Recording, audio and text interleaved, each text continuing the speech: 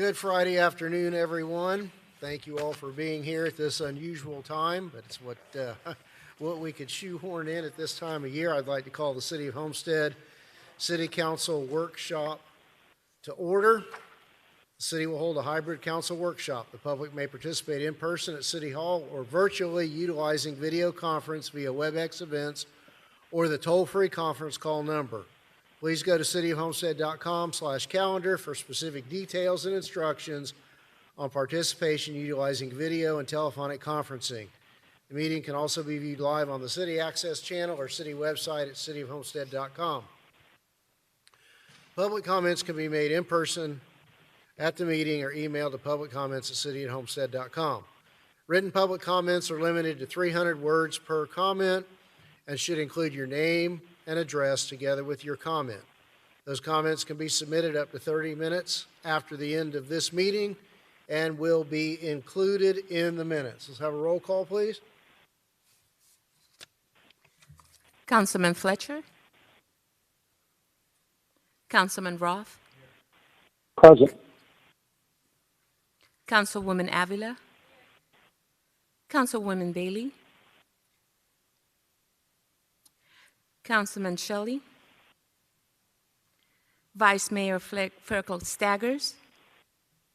Mayor Losner. Here. Again, thank you all. This is a workshop to discuss some of the code issues, aesthetic type issues that I raised a few weeks ago. Appreciate the attorneys and Mr. Corradino getting on that and helping us navigate the various regulatory and statutory levels. So with that, Mr. Corradino?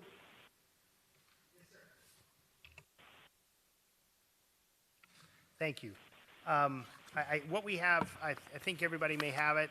Do you have this text here? You had asked us. Do I have one for you? Do we have an extra copy?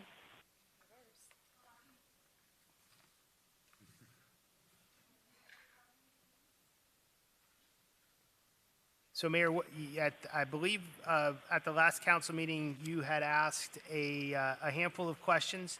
We have the issue framed here with the arrows, in each of the arrows, and we have then put an analysis of the issue in the paragraphs below it, below each issue. And I believe if you'd like, we can just kind of walk through those. And then if you, whatever form you'd like to do it, a conversation or whichever, and we move forward. The first one was requiring multifamily units to remove all bars on windows and doors and install either impact-resistant windows or doors, or install accordion roll-down shutters, openings by a certain date, no grandfathering. The requirement to install impact windows and doors and shutters is regulated by the Florida Building Code in this case. And all of the new construction is required to provide either impact windows, doors, or shutters. They can be any type. They can be accordion style. They can be roll-up, storm panel, whichever. As long as they're tested and approved and have a Miami-Dade County code, I guess what's a product listing on them. The existing buildings are also required to provide impact windows, doors, and shutters when making alterations and those types of things, or when making improvements to the structure when they meet the threshold set up by the building code. A new construction has rules underneath it. Existing buildings have rules underneath those things. And so I think the discussion needs to be a little bit in place at exactly how we would go about doing this. And I think that's part of the conversation today. I think that having the bars removed is likely a zoning issue. Having them, deciding that we don't want them in place, we'd have to figure out whether, number one, the bars were decorative in nature, number two, whether they were a security issue in nature, number three, they were relative to hurricane protection. I don't think, the building officials are not here, but I don't think that the bars would suffice as hurricane protection. Right, so they don't suffice as that. So they're either a security issue or decorative, and we need to find that out. If it's a decorative issue, I think we have every right in the world to prohibit them, right? And some cities have architecture design boards and aesthetic codes and those types of things where they allow those types of things. We have, in Homestead, we have a color palette. I don't know if we've ever talked about the color palette before. It's fascinating. They're like 15 shades of white on it, which is fantastic. To try to decipher that. So it would be something similar to that, architectural controls, fenestrations, those types of things. So we could regulate that. When it gets down to regulating for security, that's something we probably need to do a little bit more analysis on relative to if it's a security issue, can we tell an applicant they can't have the security issue? I think we need to do more homework, but my opinion is yes, because there are alternative ways these days to get security, right? There are alarms that aren't significantly more expensive than the bars themselves. There are cameras, there are those types of things. So I believe there's a way that we can do that. We just need to figure out exactly what the intent is, and figure out the intent of the bars in and of themselves, and then write that into the code. So before we move on, I mean, my intent was as to commercial. For me, it projects a crime issue. It's unsightly. It's not the welcoming, pleasing aesthetic that I would like to see, or any of our businesses to have. And I agree, there are alternative measures now. I mean, one particular area that brought my attention was the several businesses right across the street here on Washington that have bars that have been there for years and years and years. And for me, that's not an image I would like our community to be portraying. Also, when we see a lot of bars on windows on older apartments, a lot of duplexes. And again, that, to me, it kind of denotes high crime. This is not a safe area. It's a psychological thing for those passing through as well as those who live there. And as I said at the council meeting, I feel to a certain extent a health, safety, and welfare thing. As I remember, first time that I was on council, there was a duplex that was consumed by fire just south of Homestead Middle School, where several children died because they couldn't be retrieved due to bars on the window. So, I'd like us to take a deeper look at, I'd be hard pressed to find anything where anybody could legitimately claim this is a decorative issue on my window or door. So I'd kind of like us to take a deeper dive into how we can regulate or phase out both residential and commercial bars on windows. Are you talking about so I noticed in some areas, shop storefronts on say maybe Washington or Chrome or things like that, where after hours people will slide down a shutter or almost a grated, No, I'm not talking about the nighttime accordions. I'm talking about permanent bars that are either outside or inside the window. Of course, moving forward, talking about jumping around a little bit, the shutters, awnings, panels, what have you. Again, on one hand, it's an appearance and a perception issue. On the other, for me, it's kind of a life safety issue as well. And again, with alternative, if folks are leaving their panels up or their awnings or shutters down all year, that may very well be, in their mind, a security issue. And I know that we've got, and I guess we won't jump ahead, we'll get to that, but that was my mindset when I raised those issues. Okay, so it's not the nighttime accordion, it's just the bars, and we want to make sure that we figure out a way to get those off. And certainly what you're suggesting is not to permit them on new construction, right? But you also want to get them off of existing construction is a question. That's my preference. Okay.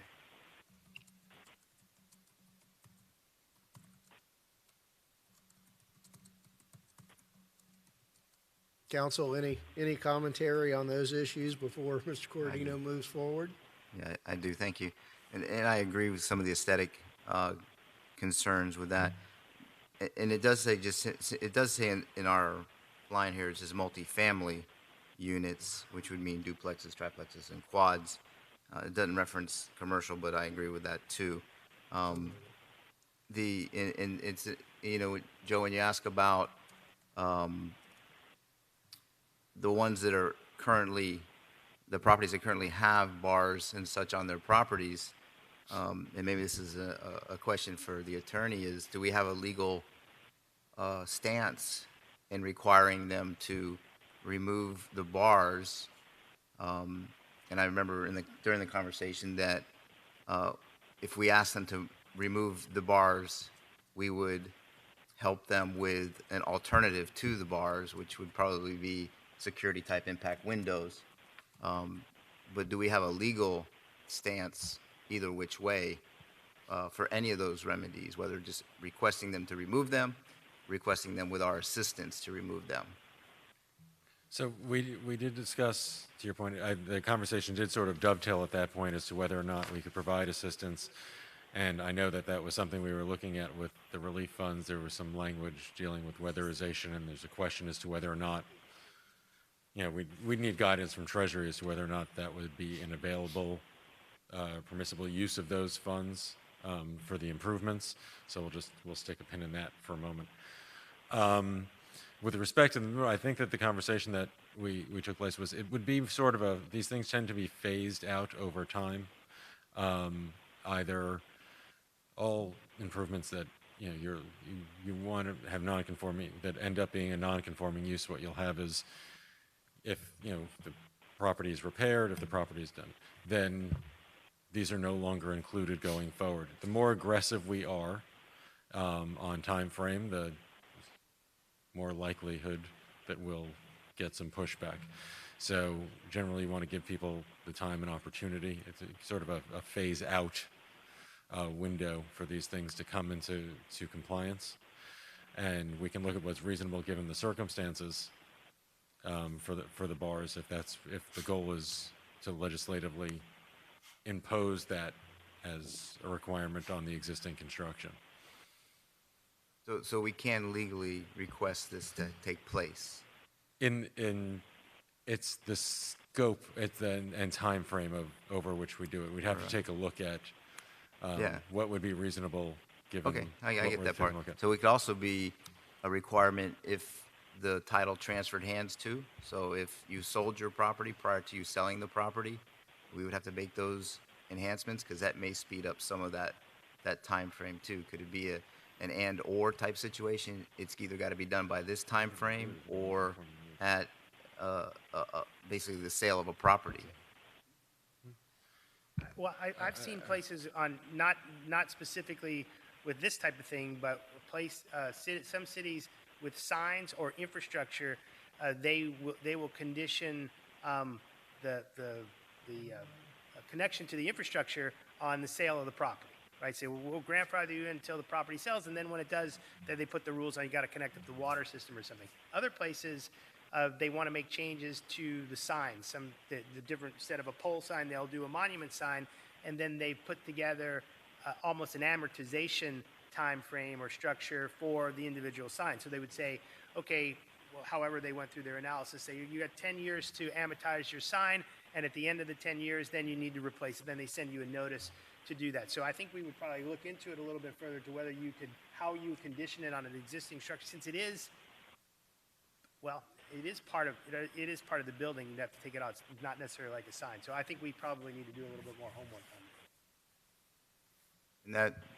And since this doesn't affect single-family residences, as I'm reading it here, it's only commercial. So it's not potentially somebody's homestead, so to speak, that they actually live there and it's a single family. This is more of a commercial use when it's a multifamily.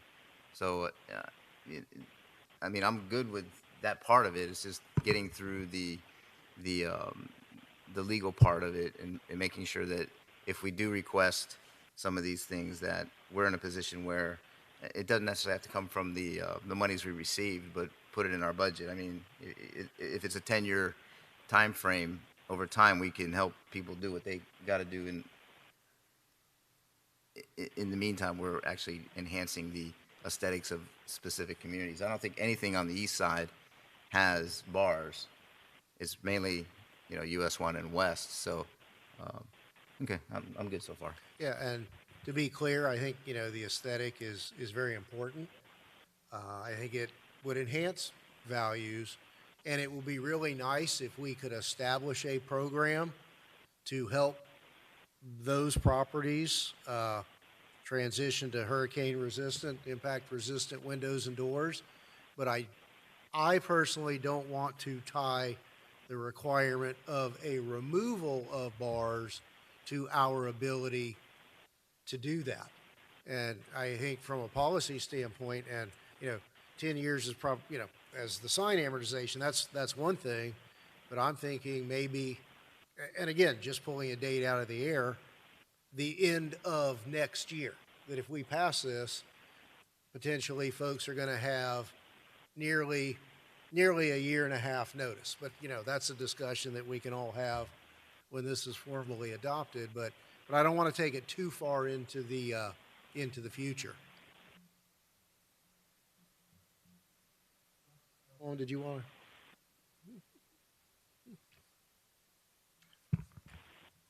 I think that improving the aesthetics of the community are priority, but not priority over safety of our community.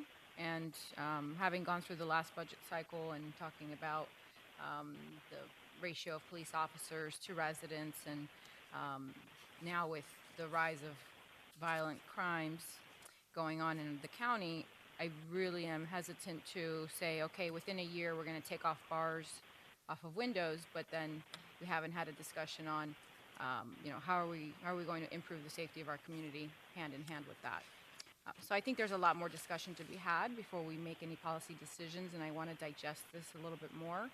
But I think also I wanted to just reflect that I am in favor of a lot of the items that are in this packet, but I wanted to have these workshops be a lot more kind of broader viewed, and the discussion to be centered on taking bigger bites of the apple. I think this is more micro code revision versus how are we going to increase development in our downtown area.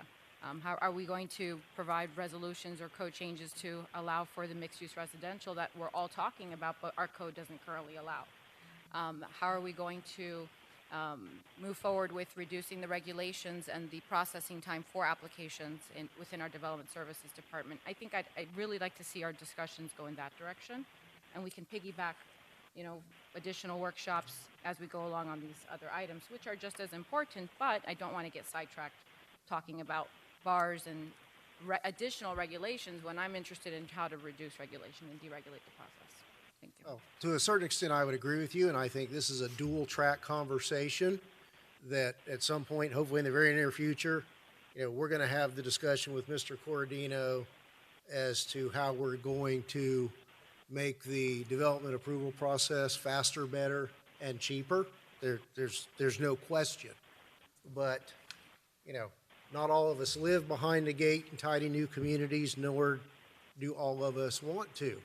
And when I'm out and about in the community, I see visual conditions that are unacceptable. Absolutely unacceptable. And that's, why I talked about the impact windows. I drive by apartments that still have jalousie windows or with ancient window units hanging out of that. What does that say about our community? How can we ever expect to draw better restaurants and more entertainment venues and better paying jobs to this community when that's what we look like when you come to our front door? We've got to clean up the front yard as well as the backyard. And, as for public safety, that's a whole different issue. And I'm kind of a believer that if you look like a bad area, you are a bad area. So let's put some worthwhile lipstick on those pigs, and not have folks living in the conditions that they live in. And as an aside, one thing I want to undertake very quickly is I've got to sit down with the agricultural community, the large nursery employers, and the housing authority. And we've got to have an educational process for the thousands of farm workers that are living here, that those big green things with wheels on them, that's where you put your empty beer cases, not in the hole out in front of the apartment complex every Sunday afternoon with hundreds of bottles and empty Corona. I want the Modelo beer dealership in this town. It's incredible what's laying on the side streets and the back streets every Sunday afternoon. And I think part of it is an educational process, and I know that the manager is going to bring us some proposals, at a future date about some of that. This is a holistic solution that, yes, we've got to fix the development code to help people get in business and to new business and get old businesses back on their feet. But we've got to be a presentable community in every corner of our community. I think that's an interesting topic. I think that we have the ability to deal with the commercial structures a lot easier than we do with the residential structures. I think it would be legally challenging to go in and ask an old residential structure to remove its air conditioner. I think maybe, to Councilwoman Avila's point, maybe it's about code and maybe it's also about economic development, and maybe attracting quality redevelopment to those parts of the city so that the next generation of housing is more in line to what we're looking for in the city of Homestead, and maybe it also has something to do with better conditions for the folks that are doing that type of labor on the farms. What they built then, kind of like our code, isn't acceptable anymore, and we need to figure out a way to kind of focus maybe the redevelopment of that to a more contemporary way of doing things, so we're kind of pulled into the 22nd century. Yeah, and I think we need to lead landlords in that direction.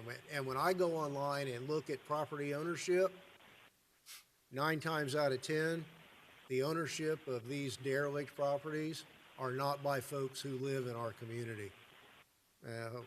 It's that as well.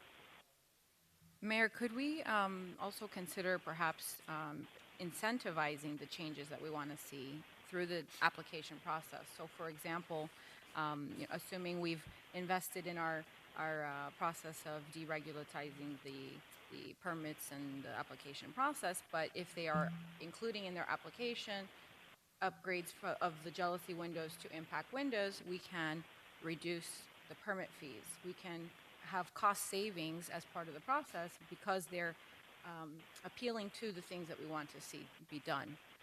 I think that would incentivize business or property owners to make the upgrades in their home, save money on those costs, and reap the benefits of the additional equity they're going to gain from it. But Joe, you read my mind, and you said exactly what I'm thinking when it comes to drawing in the right investors. If we deregulate and attract the right investors, they will provide the quality product that we're looking for, because it's only going to benefit them in the process too. And so purchasers will pick up these older properties, they'll make the upgrades that we're looking for, and that's the approach that I see we should take, not just add regulation and hope they do it and force them to do it if they don't. Which is kind of the way that this is being presented, and if it's not, help me understand. Well, you see, and that's maybe where we have a basic disagreement, because my point is, as long as we don't make landlords that allow these conditions to exist, as long as we don't create community standards and make them comply with it, they're not going to sell to these investors. Now, when we tell these landlords we're no longer going to accept these conditions, they'll make the decision to go into their pockets and make the upgrades or decide to sell. But until we put that burden on them and send that message to these property owners, one or the other will never, I don't believe will ever happen. Because if I can sit there and collect X amount of money for a raggedy duplex what's my incentive if the city's not making me do so? What's my incentive to fix it up? Zero. And for me, when we sit behind the table, we have to make those policies. Sitting out there as investors, you take it to the limit. A lot of people do. But I think we've got to provide the motivation for these people to recognize it's time to either upgrade or sell. It's interesting. I think a couple of things. The city has almost been competing with itself over the years in the sense that all of the stuff on the east of the Turnpike and the DRI is new, and that's where the bulk of the population has moved to. And there's obviously an affordable housing crisis in Miami-Dade County, and in a sense, we've been a beneficiary of that. We've got tens of thousands of new residents here, and maybe it's an economic development campaign or a marketing campaign. The West Side, just like it killed downtown. I mean, I think the DRI killed downtown and killed the west of the Turnpike and west of the highway, and it's yet to regenerate until we've come in with this building, the police station, all these other things. Right? We've been waiting for generations to have that investment back in downtown. Now that it's started, we probably have the ball rolling. It's probably good to expand that, start to attract the redevelopment to the to the traditional parts of the city. And how you do that, I think, takes a little bit of thought. I don't think it's just a code issue. I think it is a code issue, but it's an economic development issue, and probably a number of other issues of how we do it. And you've almost seen it along the South Dade communities from South Miami on south. Those neighborhoods have regenerated since their initial construction a couple of times. And all that stuff, likely in Pinecrest, is brand new stuff. It wasn't the old stuff. Palmetto Bay, the same way. Cutler Bay is also the same. I want to say that perhaps we need better regulations, but not deregulation. I almost think that the development community feels more comfortable when they know what the rules are and the rules are applied evenly. That way they can be assured of what's going to go next door to them. The insecurity of complete deregulation is I don't know what's going to be next to me. I don't know if I'm going to a school, a concrete plant, a hog rendering plant, or whatever. And they'll also know that the rules are the rules are the rules. So I think we should simplify, but some type of regulation is going to be necessary, applied consistently over time, so that the investors know what they're going to get. Thank you. And one thing I wanted to add, Councilwoman, is that, to your point, every week we get grant opportunity notifications from our Washington lobbyists, and the manager sees them and I see them, and there are weatherization and energy efficiency grants available for communities to win and administer. And I believe that we're, looking at all of those so that there will be a means from several different sources to assist. And I would think first, a lot of it on the commercial basis on Chrome and Washington to, assist those businesses who probably need to have the impact type windows if they have bars on the windows now. So, I think we have unprecedented opportunities with the federal money that's floating around, and I think it's just got to be an admission that it's taken a lot of years to get in this bad a shape. And again, I'll pick on Mr. Cordino wearing his mayor's hat, that if you look at Coral Gables, Pinecrest, Palmetto Bay, and Cutler Bay, they've enjoyed an even faster increase and better increase in property values because, in my view, they have better codes regarding community standards as well as enforcement. Now, I'm not suggesting we be a Coral Gables, but there's a happy median somewhere between Palmetto Bay and Homestead so that everyone can enjoy better value and a more pleasing community. Mayor? Sure. I'm not suggesting that we don't implement these recommendations, but I do want to have a whole package deal.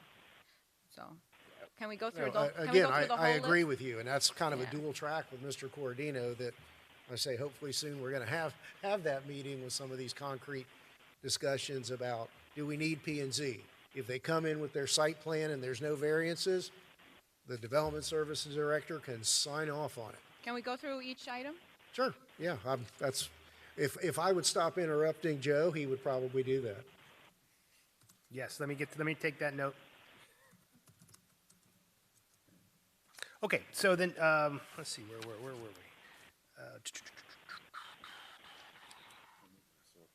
Okay. We were on, require removable panels, so that's it, removable panels. Prohibit bars, page 2, oh, double-sided? Oh, the top of page 2. Okay, require that all structures remove open storm panels or shutters unless within 24 hours of a tropical storm or hurricane warning. This should not include nightly closing of accordion or roll-down type shutters on commercial buildings during the nighttime. This is regulated in section 15-255 of the code. Essentially what this says is that removing panels or boards from windows from each room in a dwelling unit shall constitute compliance with the provisions of this section. If the removal of said panels in a minimum emergency escape and opening requires 5.7 square feet of space through the window, the removal of sufficient window covering shall be completed within 10 days of the lifting of the hurricane warning, watch or warning for the city of Homestead, unless there is another storm of tropical storm strength or greater located within 5 days of the city on the NOAA forecast map. This shall not prohibit an owner from leaving the panel shutters on the windows of a structure that is unoccupied, that has no utility service. So in a sense, that's there within 10 days. It just, we can obviously shorten the time. We can do anything we want with this ordinance. I think it becomes more, it's addressed here, it becomes more of an enforcement issue at that point in time. If somebody's got them up after 10 days or 72 hours or whatever we want, we got to go get them. There does seem to be a caveat here that you could leave a portion of your storm panels on all year long, so long as you leave some opening. We can get rid of that too. I would be in favor of getting rid of that. To me, that's an aesthetic and a safety issue. Councilman, Councilwoman?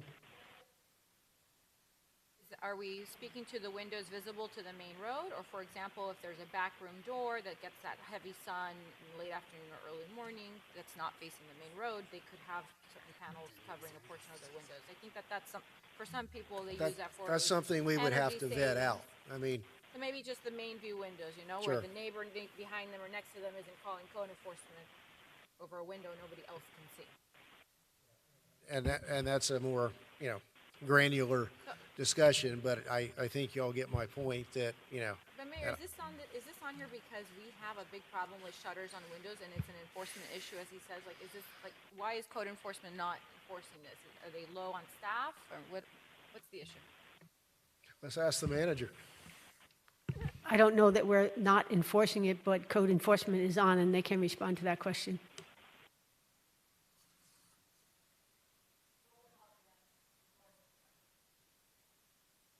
Yeah, I don't know. Are they online or no? Oh, they're on. Crystal? Colonel?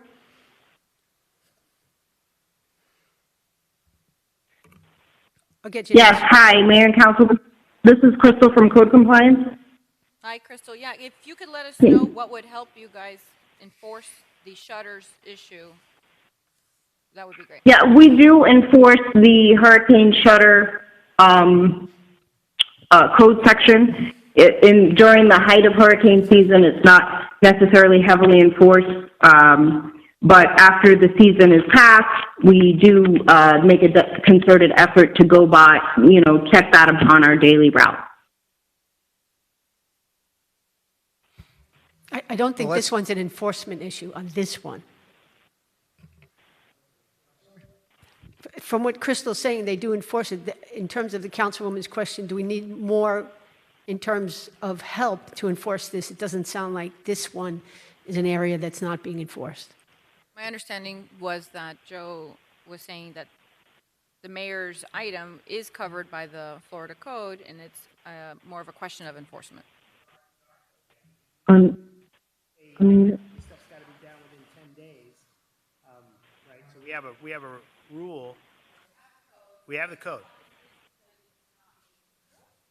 It seems to be, well, I think there's two issues with the partial obscurement that we'll need to address, but I would offer to go for a ride with code enforcement next week and point out houses that I've seen for a couple of years Okay? that are permanently shuttered up, We that can are absolutely do occupied. that. Okay. I think what we, Sure. I think what this code says, and we may want to strengthen it because I don't think it accomplishes what you're asking for. I think it says you only have to remove enough panels so you can get out of the house in case of an emergency, right? Which is not remove all the panels. I mean, maybe this should say something like remove the panels in the front of the house or visible from the street or all of the panels within a certain time frame. So, Yeah, and to your point, I would like us to move toward, total removal of panels visible from the street, whether it be the front or either end, visible from the street. And for clarification, the following sentence is, this section shall not prohibit an owner from leaving the panel shutters on the windows of a structure that is unoccupied and has no utility service. In some areas, that's because of seasonal residency. In other areas, it may be security. Do you have any thoughts on that? So as we're going through this, we can address that point? That's a two-pronged, unoccupied and no service. I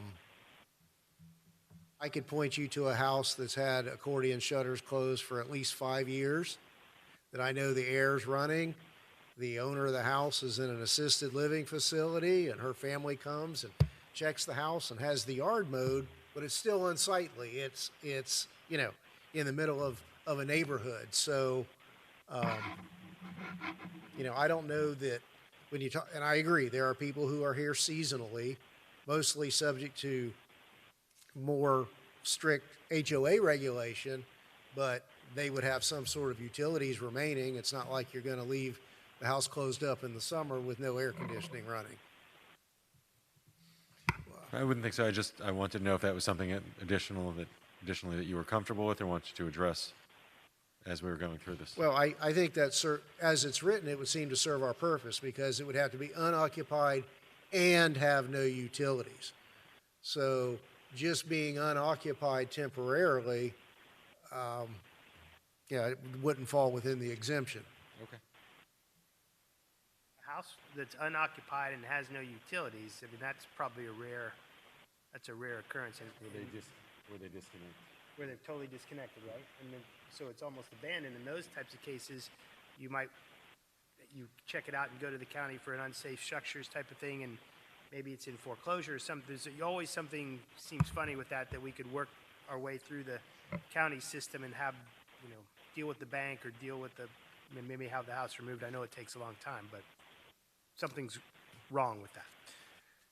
Okay, so I have direction on that. We're going to try to rewrite this to remove the panels visible from the street within 72 hours, and then we'll clean it up. Okay, disallow screening on residential chain link fence. Okay, so this is regulated by section 30-486 in residential zones. Says no fence, wall, or wall located in any residentially zoned area of the city of Homestead shall exceed the height of 4 feet when erected in the front setback. Corner lots whose rear lot lines abuts the side lot line of the adjoining lot shall be restricted to a fence or a wall, height not greater than 4 feet. Residentially zoned areas for the city, distance equal to the required front setback lot adjoining it. We would have to know. I guess what is your What I'm seeing screening that we're over the trying to- past several months is the green mesh typically that we see in commercial areas and construction sites. Rather than erecting wooden fences, privacy fences, folks are tie wrapping that mesh to chain link in residential areas. And of course, then there becomes the maintenance issue, of course, longer term with wood, that it becomes frayed and rotted and and unsightly. And I guess that's a policy decision as to whether or not we're going to, allow that.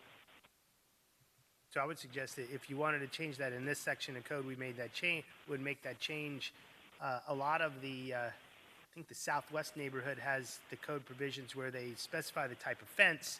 It's iron pickets or something like that, and then they want it screened with landscaping. So maybe we adopt something like that. That's wildly unpopular in the Southwest anyway, but nobody's ever come through us and enjoyed that portion of the code. One, it's unpopular because it's not chain link and it's expensive. So iron pickets or aluminum.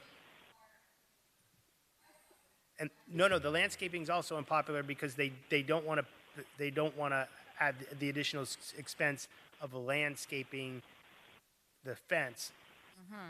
And if you really drill down to it further, it's like, I just put up this expensive, beautiful fence. Now I'm going to cover it with landscape. So, Or maybe not require landscaping or a screening, but if you're going to screen, it can only be the landscaping. well, there could be two things, right? You could say I think a lot of cities don't allow chain link fence in the front of the property. So after the front of the house, right? That's got to be something else. And maybe we can specify you don't get to have chain link, but you can have. We'll list the number of things. You know, a wall, iron pickets, those types of things, and then I believe so. Is that The question right now is whether or not we want to allow the screening of the fabric. Well, I had two issues: the screening in any location, and to ensure that chain link does not go beyond the front setback line of a residential. And I think that's covered. Established placement of residential. Yeah, but do we have, let's say, God forbid, but let's say we have another significant hurricane. Are those chain link fences that are currently violate that setback, would they be grandfathered in? Say that again. Okay, I could show you a few instances where chain link fence is around the entire property line in front of the front corner of a home. If we were to have another hurricane or whatever event that the fence was significantly damaged or destroyed, are those fences currently grandfathered? Or do we need to tighten the code on that? I got to look into that, but in most places, so we're saying if the fence was permanent, typically yes. I mean, if we make it illegal, then I would say the answer is no. It's got to come into conformance. In a lot of places where I dealt with most recently, where you saw that was in Isla Morada, a lot of the rules had changed since the original structures were built. Then the hurricane came, messed it up beyond repair, and since it wasn't a simple repair, it had to be replaced, and it had to replace to code. And so, I would think if we were to say no chain link in front and it goes down, say more than 50% or whatever we put on it, then they've got to put it up to the new standards. So what I'm hearing is we'll go back in and remove mesh coverings from fences in the residential areas, right? Probably all over, right? Not just in the front of the house. Remove the ability to put chain link fence in the front of the house. Should we keep mesh around construction sites as a construction barrier and screening so they can't see into it? I would say yes. Okay, so we don't want to remove mesh. Yeah, temporary until- kind of, yeah. Okay. And if I may, Councilman Roth has a question. if I make a suggestion, not only the mesh, but maybe it should be a code that you cannot attach anything to your chain link fence, because sometimes they'll put those fiberglass slides in between as well. So the slats and stuff. So you can't attach anything to your fence at all. Right. Any screening, any whatever. I mean, I've even seen them do the bamboo stuff, and and it rots away too, like you're talking about. And Mayor, you're talking not just the front, you're talking not just the front, but the fence that also would go beyond the front of the house, from the side. For screening. What would your thought be on that? If it's visible from the street, then I would think it shouldn't be covered. I agree. Yeah, just like anything else, if it's visible from the street. So what we might do is look at corner lots differently than interior lots, right? So a lot of times, if it's behind the house, behind the front wall of the house, the fence can be a different type. I think to simplify it, you can't attach anything to your fence. Yeah. Period. Gotcha. No Right. matter where the fence is located. They want to put foliage up and let vines grow through it. That's another story. We'd have to tackle that at another time. But I would say just don't complicate it. It's pretty simple. Don't attach anything to your fence. Screening will be done by landscaping, right? Nothing attached, no slats. We'll specify that. Correct. No aluminum, That's what I would say. Yeah, I mean, you see too much, especially again, it's not always west of US 1 out there in the northwest section, southwest section. Because they're not governed by an association, they get away with pretty much anything until we come along and tell them, hey, you're not doing the right thing. So I think simplify it. Don't attach anything to your fence. Okay, got it. And you make a really good point, Councilman, is that while the Northwest doesn't have an HOA to a certain extent, we need to act as a minimum standard HOA.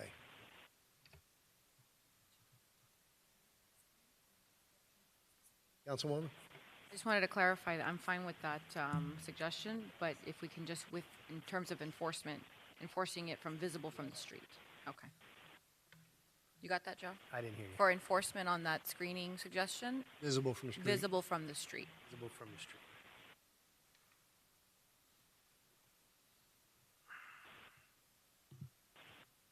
Next was the heavy equipment in the residential area. Parking and storage. Top of page 4, 5.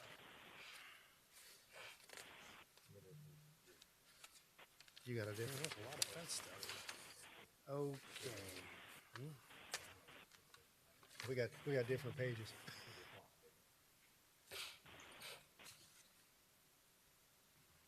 Wherever it is, it looks like we have two different versions. Are they printed differently? Yeah, all right, so good. Mine was the disallowed screening of chain link fence. The next one was establishment, placement of chain link fence, not forward of the front. We did that in the same time. The next one was address parking, storage of commercial equipment and heavy commercial vehicles in residential areas. Also the number of vehicles and vessels allowed per site. So we have off-street parking requirements to deal with that in section 30-433, which states no heavy equipment or other commercial vehicles carrying capacity of 1 ton will be permitted to park in any district zoned A1, 2, R1, 2, RTH, RCH, R3, or RMH for more than 1 hour, except for loading and unloading. Vehicles and equipment covered by this under this section include all vehicles whose primary purpose is commercial in nature and cannot, without removal of certain equipment or bars, be converted for personal or family use. These vehicles include but are not limited to earth-moving equipment, semi-tractors, trailers, farm equipment, excluding pickup trucks, flatbed trucks, dump trucks, concrete trucks, step vans, and whichever.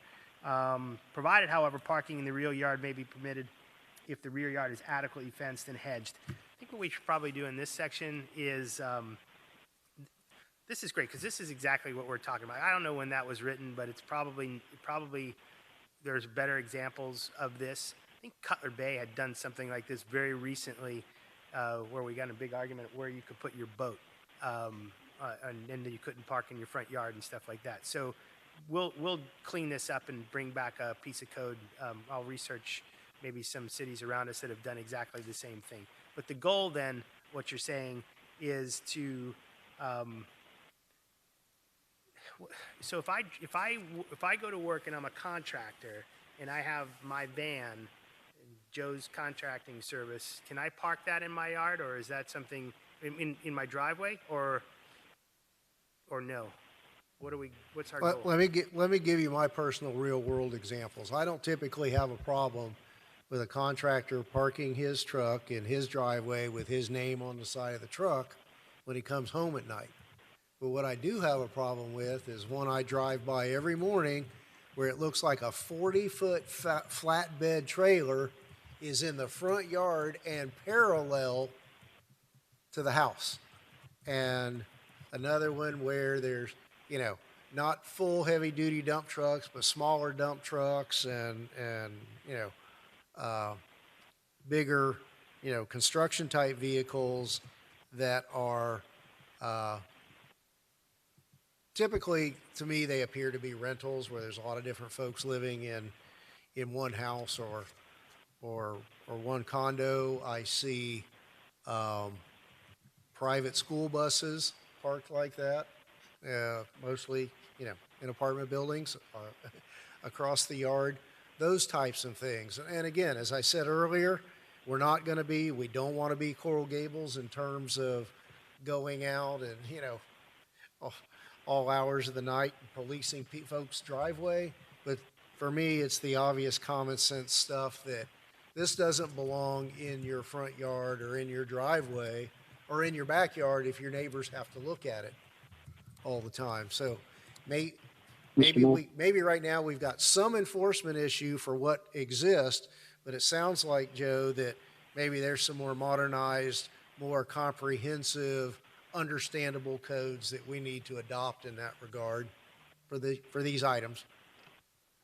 Okay, we'll go back and do Mr. some Mayor? research. Yes. Did I hear Mr. Fletcher trying to weigh in? Yes. Can you hear me, sir? Yes, we can. Okay, very good. Yeah, this is a touchy subject on this particular item. So I've been talking with several residents that have an issue with large tractor trailer vehicles parked in the backyard of a home, and their home happens to be behind it, and at 5:30 in the morning you have these trucks starting up and running for 30 or 45 minutes before they actually get out and take them out. We have addressed this with code enforcement a couple of times, but the issue still seems to pop up on occasion. So I think if there's any way we can put some type of stipulation where you can't park an over-the-road tractor trailer in your backyard, they need to find another place to put it. The current regulation says no heavy equipment or any other commercial vehicles with a carrying capacity in excess of 1 ton will be permitted to park in any of the residential zones for more than 1 hour, except for unloading and unloading.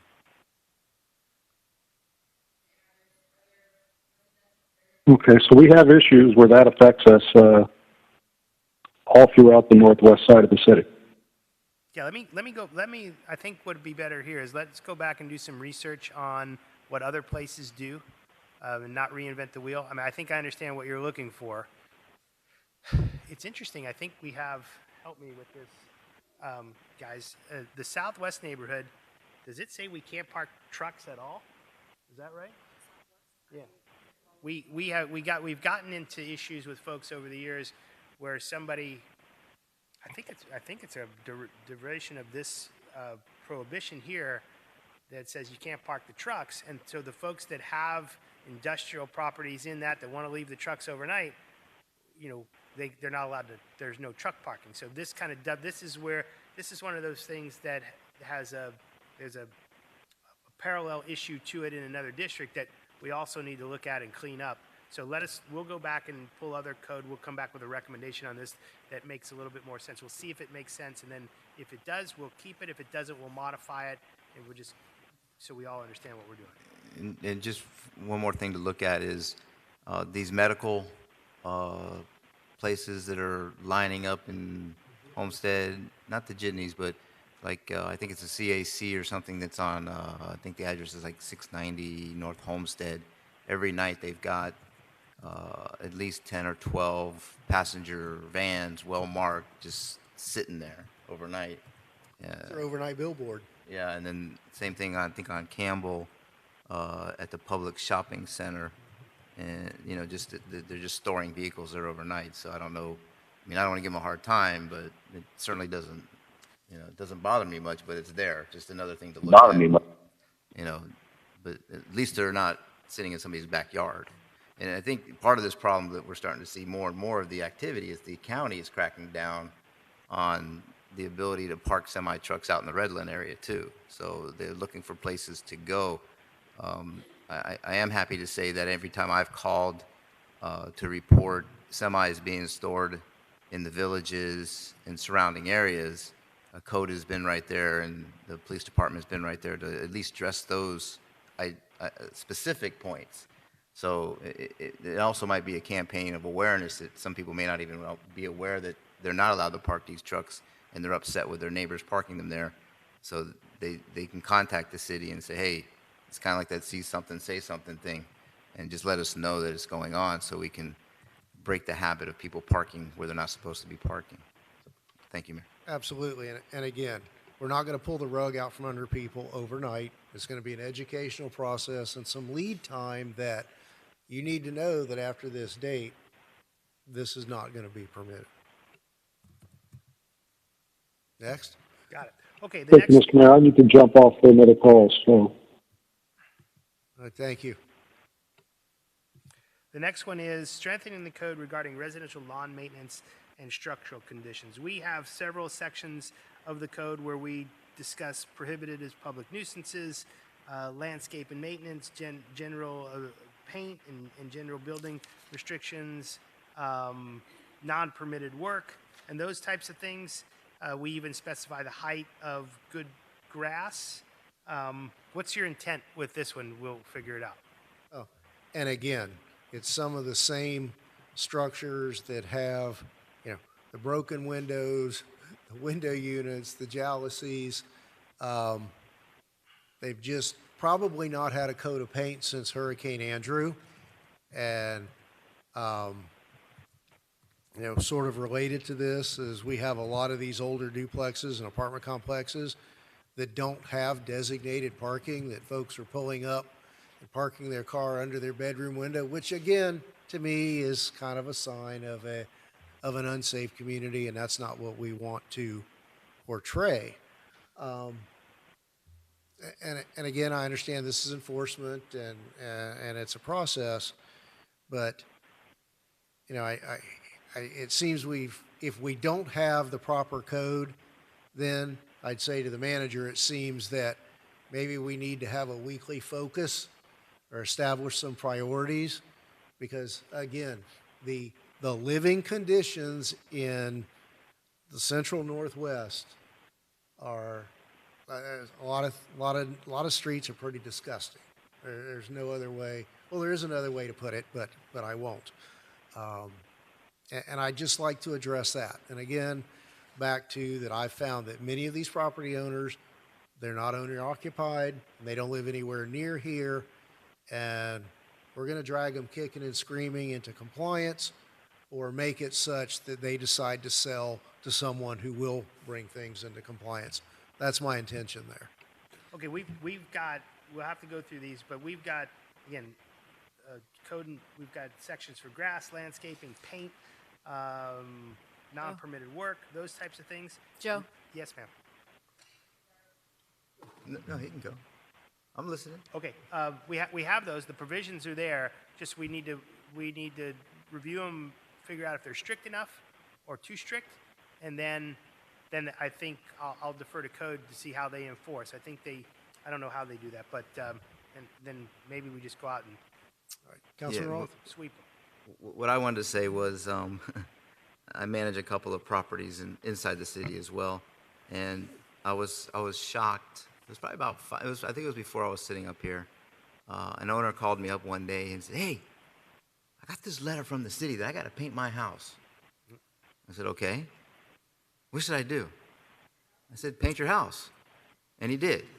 So, yeah, problem solved. So, but.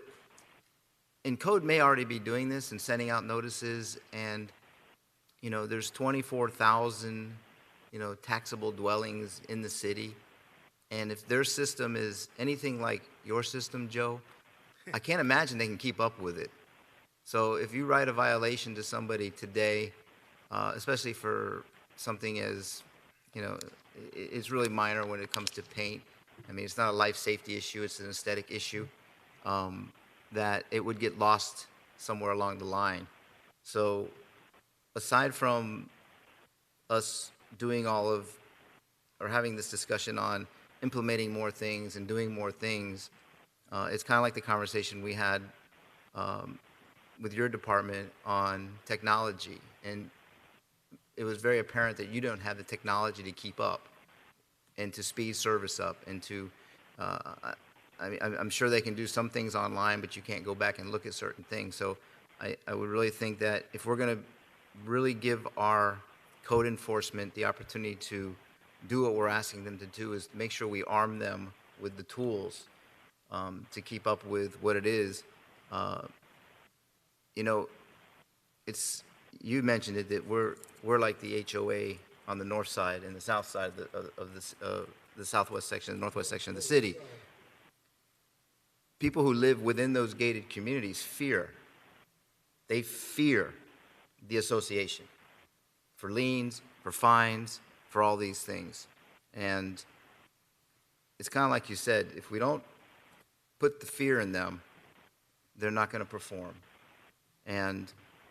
But if we can't give our staff the tools that they need, the technology they need to keep up with it, then we're asking them to do something they're going to fail at. So we got to look at that part of it too. The other is when it comes to grass and residential portions of it, now that we've, and this is probably straying off a little bit, but just to bring it out to, so that they know I'm thinking about it, because I think they're listening right now. North Canal Drive, all that new construction, all that road got done. The overgrowth that's occurring on the sidewalks and the encroachment of the overgrowth on the north side of North Canal in front of BJ's to 167 and east out to Farm Life needs to be addressed. I know you guys may be trying to identify the property owners, but we need to do something because the sidewalks on the south side of Canal are already becoming overgrown with vegetation from the properties that attach themselves to the sidewalk. So that, and also on Tennessee, south of Canal, I know I've mentioned it several times before. I know you're trying to identify these property owners and who's responsible for cleaning up that area of the vegetation that is beginning to encroach onto 167 Avenue. We need to look at those areas too. I mean, it's one thing to ask residents to keep their neighborhoods and their yards maintained and their shrubbery trimmed back, but we have to set the example as well. And even if it's not our issue, at least let us give you the tools that you need to identify who's responsible, and let's become a little bit more aggressive in getting them to cure the unsightliness of the overgrowth, because now we're getting into rainy season again, and if it doesn't get touched again, it's going to continue to grow, and it becomes very unsightly in those areas as well. So, and I know it's all around the city. I'm more specific about the traffic pattern that I take every day. But again, it's more, I think, giving you the tools that you guys need to bring you into the 21st century technology-wise, but also let's arm them with the fear. Thank you. Thank you. Councilwoman? Yes, to Councilman's point, we definitely have to put the fear in them and get it done. I think that having the tools is also just as important. That's why at the last workshop, we talked about development services asking for what they need so we can consider it and approve it. Same thing for code enforcement.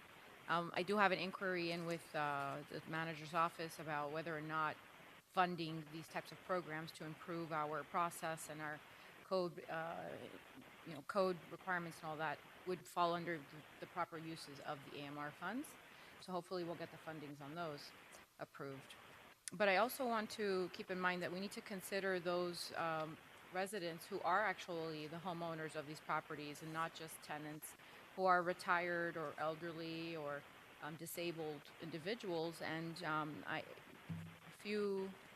think last year sometime I spoke with Jerry and Anna about whether or not code enforcement had a department or a section that worked with these individuals that can't just paint their house. Maybe they can't afford it, they physically can't do it themselves, and just don't have the caretakers and the people to help them get it done. I know that there are nonprofits that will work with these individuals and help them get their lawn mowed, pull the weeds, paint their house, make repairs as necessary, but there needs to be that liaison, that community involvement to bring the problem to the solution to get it done. Instead of us just saying, you got to do it, and if you don't get it done, you're going to get fined or what have you.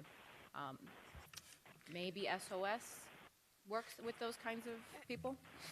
Actually, Councilwoman, we have been talking about this and talking about how to create some sort of connection liaison. And we're going to be bringing something to you. We were thinking at the July Cow, because we think we have a very good idea for the use of some of our committees, that we can address some of these things. And we'll be speaking to you about that and also bringing it to a meeting. But I think it's a really good idea. And I think also coupled with what the mayor said, in terms of maybe every week we focus on something, it's sort of along the same thing. If we do focus on something or one area, then we can bring in the resources we need, because they're out there. It's just a matter of people coming together and realizing how to get people together. Perfect, thank you. And I agree, and we've done those projects in the past, not that they were city issues, but we identified families in the southwest section that needed some help with landscaping and painting and aesthetics. And there's a ton of people out there that call it, not shouldn't say every day, but they call me quite often asking for projects, and maybe you can send those people our way, Erica's way, whomever, and we've got the resources to take the pressure off the city to help some of these families. Obviously we can't repaint everybody's house in the entire city, but they have the resources, the manpower. It usually takes us a day, half a day to go in and paint somebody's house when we get 30 people out there to do it. And it just changes the look, and we've done landscaping. It just totally changes everything on that one property. One of the examples, unfortunately, the house burnt down a year later for one of ours, but those things happen. But we do have the resources to do that. It shouldn't always be on the city's back. And if they identify people that need help like that, let us know, and we'll be more than happy to talk to them and vet them through our process that we do through the charities, and then we can figure something out for them. Thank you. Hey, well, no question, this is a holistic solution, and I think you can help create a sense of community when you do that, when the city is the clearinghouse for that type of assistance, and you have a given Saturday where these groups all come together and focus. And I know in the past there's been a heavy emphasis within the CRA, but it goes way beyond that. I mean, we've got to think, that and beyond. Mr. Pearl, this is for you. As part of the conversation, it triggered something that's kind of been a pet peeve of mine for a long, long time. Imagine that. Obviously, after 34 years, I'm the resident agent for a whole bunch of corporations.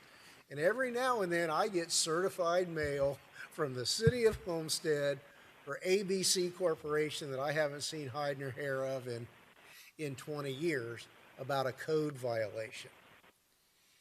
Is that statutory? Or, because I know many times, when I've made inquiries about certain, properties in the last year and a half or so, a lot of the time the answer is always, well, there was never a response. Is there a reason we serve the resident agent, or would we be better served to send it to the current business address or owner's, the address of the owning entity, rather than an agent who may no longer be around or even know how to get in touch with the responsible parties? So I know that Crystal's on the line, so I'd like to ask her, how she gets to that point. I can know, speaking specifically more recently when we were dealing with perhaps properties that were once owned by a defunct corporation and you can't find ownership, that's an instance where I know we've taken the steps to reach out to the resident agent or the prior officers, because those were the people who were last left in charge. In terms of the frequency with which that is done, I'd have to defer to Crystal. But those are the circumstances under which I've seen that step taken. Yeah, it seems to me that as a matter of course, code enforcement violations to an entity are mailed to the resident agent rather than to the business address online for the entity. Crystal, can you shed some light on that? Yes, Mayor, per Florida state statute, we're required to send it to the registered agent. We're also required to send it to the person that is listed as the property owner on the Miami-Dade County tax appraiser. We also go a step further and mail the notice to any occupant of if it's a structure, if there's any occupant listed on utilities that has a different address, we mail it to them as well. All right, that's fine, as long as it's going to someone other than an agent who's Covering all maybe the only bases. named the agent because they did the corporation 25 years ago, just to be sure that we're... Right, we're we trying do to cover have all to bases. statutorily send it to the registered agent unless the corporation's dissolved, and then we send it to one of the officers, usually whoever was the former president of the corporation. All right, good, thank you. All right. All right, so I think we covered the condition and landscape maintenance. Is that correct? Yes, sir. Yeah. Yeah, we're not, address non-related multifamily occupancy in single-family neighborhoods. This is a great one. We have a lot of work to do on this one. We found out that I don't think our definition is very good, and it conflicts with other definitions of family within the code. So I think we need to do is go back, figure out what the right definition is, and then apply that across the board. It impacts which sections? 30, 15, bunch of other ones? Occupancy standards are in 13 and 15, and we've got it in 30. So there's this at least impacts 3 different sections of code. We got to ferret out kind of where it all is. Are you on the bullet that says address non-related multifamily occupancy, that one? Yes. Mayor, could you explain that one to me?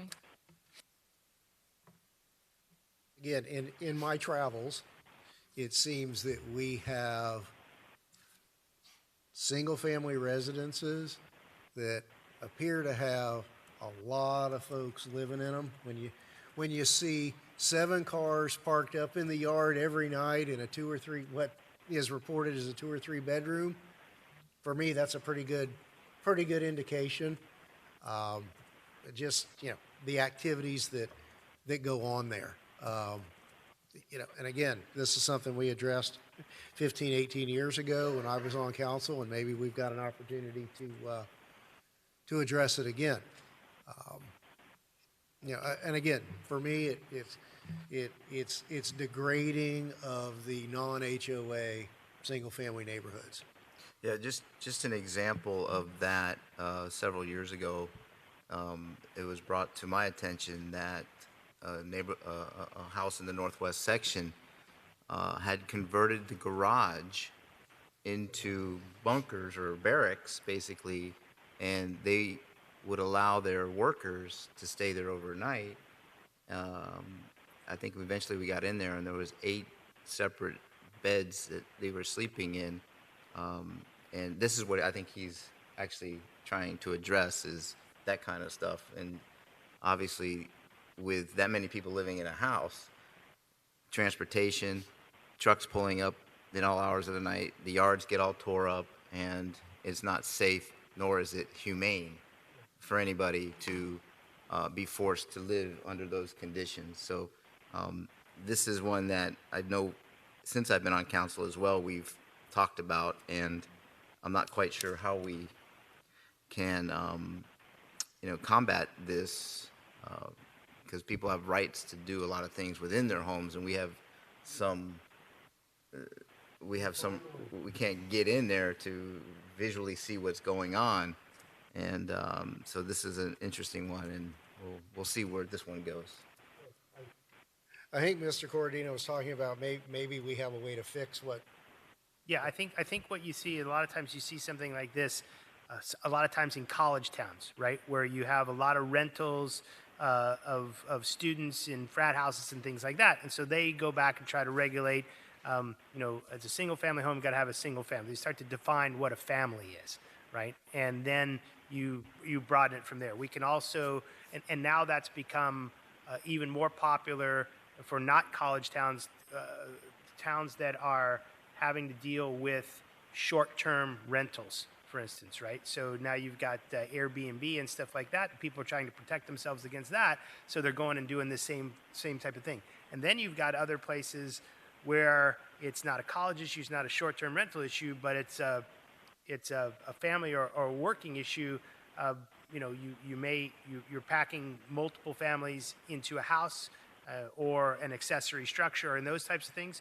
So these types of rules can help eliminate, I don't know if they eliminate that, but they can help us define it more. I mean, there's oftentimes a structural problem that you're dealing with deeper in society with that, right? So for instance, with farm workers with no place to live, and they put them in very tight quarters. We can also go in and start to, I think we have provisions in the code, how big a bedroom should be, how many people should be in a bedroom at the same time. So you're not loading, a 10 by 10 room with 10 people in it, those types of things. And then it becomes a matter of enforcement, which is also even more difficult because you can't get inside the house necessarily to see it.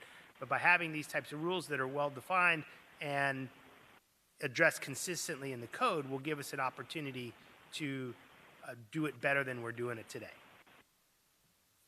Yeah, and I think you would also probably be surprised at the number of single-family homes in the city today that are actually duplexes because they've been converted on the inside. You can't see it from the outside, but you've got two separate connected living structures with full kitchens and full baths inside single-family homes. So that happens a lot. I don't know if did we ever approve that one where this was on the east side of town where the applicants had come in and there were literally two front doors to the building. It was almost built like a duplex without being called a duplex. They were calling it, did we approve that? Was it variant? They got it approved? Yeah. Well, they do have some of those out the newer side where they have the like the in-law quarters where they have full kitchens in it, but they actually don't have full kitchens. They have a kitchen without the stove apparatus in it. So they have a sink, a dishwasher, and a refrigerator, and use a hot plate or whatever. But most of them have converted them into full kitchens. So it's real easy to convert once the building, once the CO is issued. You go in there and you can do whatever, you want in there, right? And so that was one of those things we were battling with the applicant about because it was too easily converted, right? It may not be an issue, I don't know, in other places, but since we have that problem, it's innate within the community. It just made itself too easy to convert, and there's no way we could really control it once it was done. Half the stuff done around here is done without permits anyway. We would never know somebody put an oven in this place. So, so I think that's what this whole topic is all about. So. Yeah, thank you for clarifying that. I think that this is a symptom of a bigger socioeconomic issue. It's not just the business owners providing lodging for their employees, although that does happen, but it's also multiple families living with extended uncles and aunts and cousins under one roof. And so having the regulation, but also having a solution to the problem and having affordable workforce housing. These are working families in our community, and they need to be able to find a place that they can afford, that doesn't have a CDD and a high HOA, and that allows for pricing that they can be able to purchase and become homeowners and affordable rents. So it is a holistic view of how are we going to change our regulations, simplify them, as Corradino said, and make jobs more available, increasing the quality of the jobs that are available, and making this a well-rounded solution. And we have to also face the facts. The market is asking for next generation sandwich type family housing, where you have the grandparents living with the children and the parents, right? You have 3 generations living under one roof. That is the way that the market is evolving. So we have to, keep in mind that if that's what the people want, then we have to find solutions that fit both sides. kind of get with the times and be ahead of the ball, not trying to always be behind it and violating and violating. Let's try to be a little bit more innovative and find a way. I don't have the solution, just saying let's try to change our focus. Thank you. All right. Are we, we're down to the dumpster problem, I think. All right. Let's see here. Well, let me find that one. Yes. Address screening and placement of all dumpsters. Okay, so that's regulated in 3538, 3571, 23.5-3, and a number of other places in the code. So in every dwelling unit of 2 or more habitable rooms, every room occupied. No, sorry, wrong one. Screening requirements: all mechanical equipment, including but not limited to heating, ventilation, air conditioning, machinery, accessory, communications equipment, public utility service fixtures, and elevators shall be screened from public view. All solid waste disposal facilities such as dumpsters, similar facilities shall be screened on 4 sides from the public view. The front of a solid waste disposal facility shall be gated and will consist of durable materials. All storage areas shall be screened from the public view from adjacent residential zoning districts. Loading docks, trash compaction, truck parking, recycling, rooftop equipment, and other functions shall be fully screened and out of view of adjacent properties from the roadway. All screening shall be provided with a combination of landscaping, building materials, and consistent with architectural design of the principal structure. And at least one screening shall extend at least 1 foot above the object to be screened. We also address it that the containers, particularly commercial garbage dumpsters, are to be kept on private property of the person receiving the disposal service. All dumpsters shall be kept within a fully enclosed structure and shall be fully screened. So this is addressed in the code, and we do address it in each and every site plan that comes through. I guess I'm not quite sure what happens to it after it gets approved and becomes functional within the community, where I guess the fences leave, the screening. If we ask them to put concrete block around it with the fences, where they move that out, maybe those get removed. What are you seeing in the community, and how should we rewrite this to help? What I'm seeing, and again, these are in older complexes on the west side, where dumpsters are sitting, our dumpsters with our city logo on them are sitting overflowing in parking lots, on the edges of the streets, at all angles, with no shielding or screening whatsoever, as well as in some of the commercial areas. So again, it sounds like the code is in place, that we just don't have the enforcement. So again, we'll be back to that list of what are we going to target this week. So if there are dumpsters, are they sitting on private property or public? Both. Yeah, and it's pretty evident. The east side, during the boom, everything was protected, covered, and it was made to be adequate for each of the areas. But when you get to the northwest and the southwest side, even behind the old city hall building where the library is, there's a building there, and there's 2 great big dumpsters sit out in the middle of nowhere.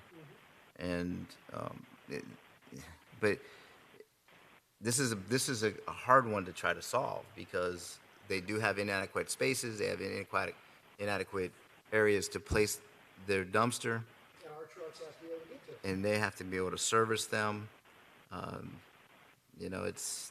This is a much more challenging one, but it surely is an aesthetic one for sure. To have dumpsters sitting out, overflowing, it's very unsightly, especially as you're traveling up and down Maury, Drive. It's very evident, and it gets to a point where you wonder, do people just start to accept it? And we can't accept it. And I think we have, and we've got Yeah, to draw that line I think it's a today. problem. I was recently in New York City, and I don't know how their systems work, and I was walking down a block or 2 off of Times Square, and I'm like, it was in the afternoon, late evening, and I'm like, why is there so much trash out here? And they put their trash out on the street every night, and they pick it up. every night. I'm like, wow, that's crazy, you know, but that's their system. That's how it works there. It's not how it's going to work here. But the commercial dumpsters and the apartments and the solid waste and all of that stuff, especially, and I keep referring back to it. It's the northwest and the southwest side it's pretty awful what's going on over there. So, thank you. I thought we addressed dumpsters with our CRA board meetings, at least in that area, like in the CRA. There was a suggestion to allocate some money for building enclosures. I don't know that that ever went much further, but it's bigger than that. We do have the plan. That was one of the plans we have, Councilwoman, for a program where people can apply to get some kind of help to have some enclosures. I'll get you an update on that, but that is some of the monies that we had put aside. I thought that we were going to actually create the dumpster enclosures for the particular businesses. That I thought that Kamitra had identified the businesses, and we were going to actually execute on having those enclosures built out. I'll confirm. I'm not sure exactly how the program was going to work, but I'll definitely confirm and get back to you. Okay, I had some reservations about it and expressed my suggestions, but if we were to proceed with that plan, or if it's in place, and we can kind of evaluate how it worked out and whether it improved or didn't improve, and we can build on that. Well, it's not been implemented yet, and I think you and I probably shared some concerns that it was very limited and seemed to be overly expensive for what we were doing. So, you know, there's probably more than one way to address those issues. All right, and the last one, Mr. Gordino. And again, this probably ties into the educational process. Nailing the landlords when their tenants don't behave. Got it. Property owner liability for improper placement and accumulation of trash and bulk waste. Again, this is done in a couple of sections of the code, 7-24. Notices are sent via mail to these folks a minimum of 10 days prior to hearing. All notices are posted on the property as well as City Hall. We just have we have a way of notifying them, and so I believe we code enforce them already. And if we want to make it stronger, we just need to discuss exactly how we want to do it, and we can get it done. Oh, I'd like to do that because, you know, and again, and this isn't all, but so many of them probably haven't seen their properties in a long time or don't see them frequently, and we do, and I think they need to be called to account for the conditions that exist on their properties. Councilwoman? I agree. I brought to council's attention, for example, on Kia Drive, that was resolved because enforcement occurred.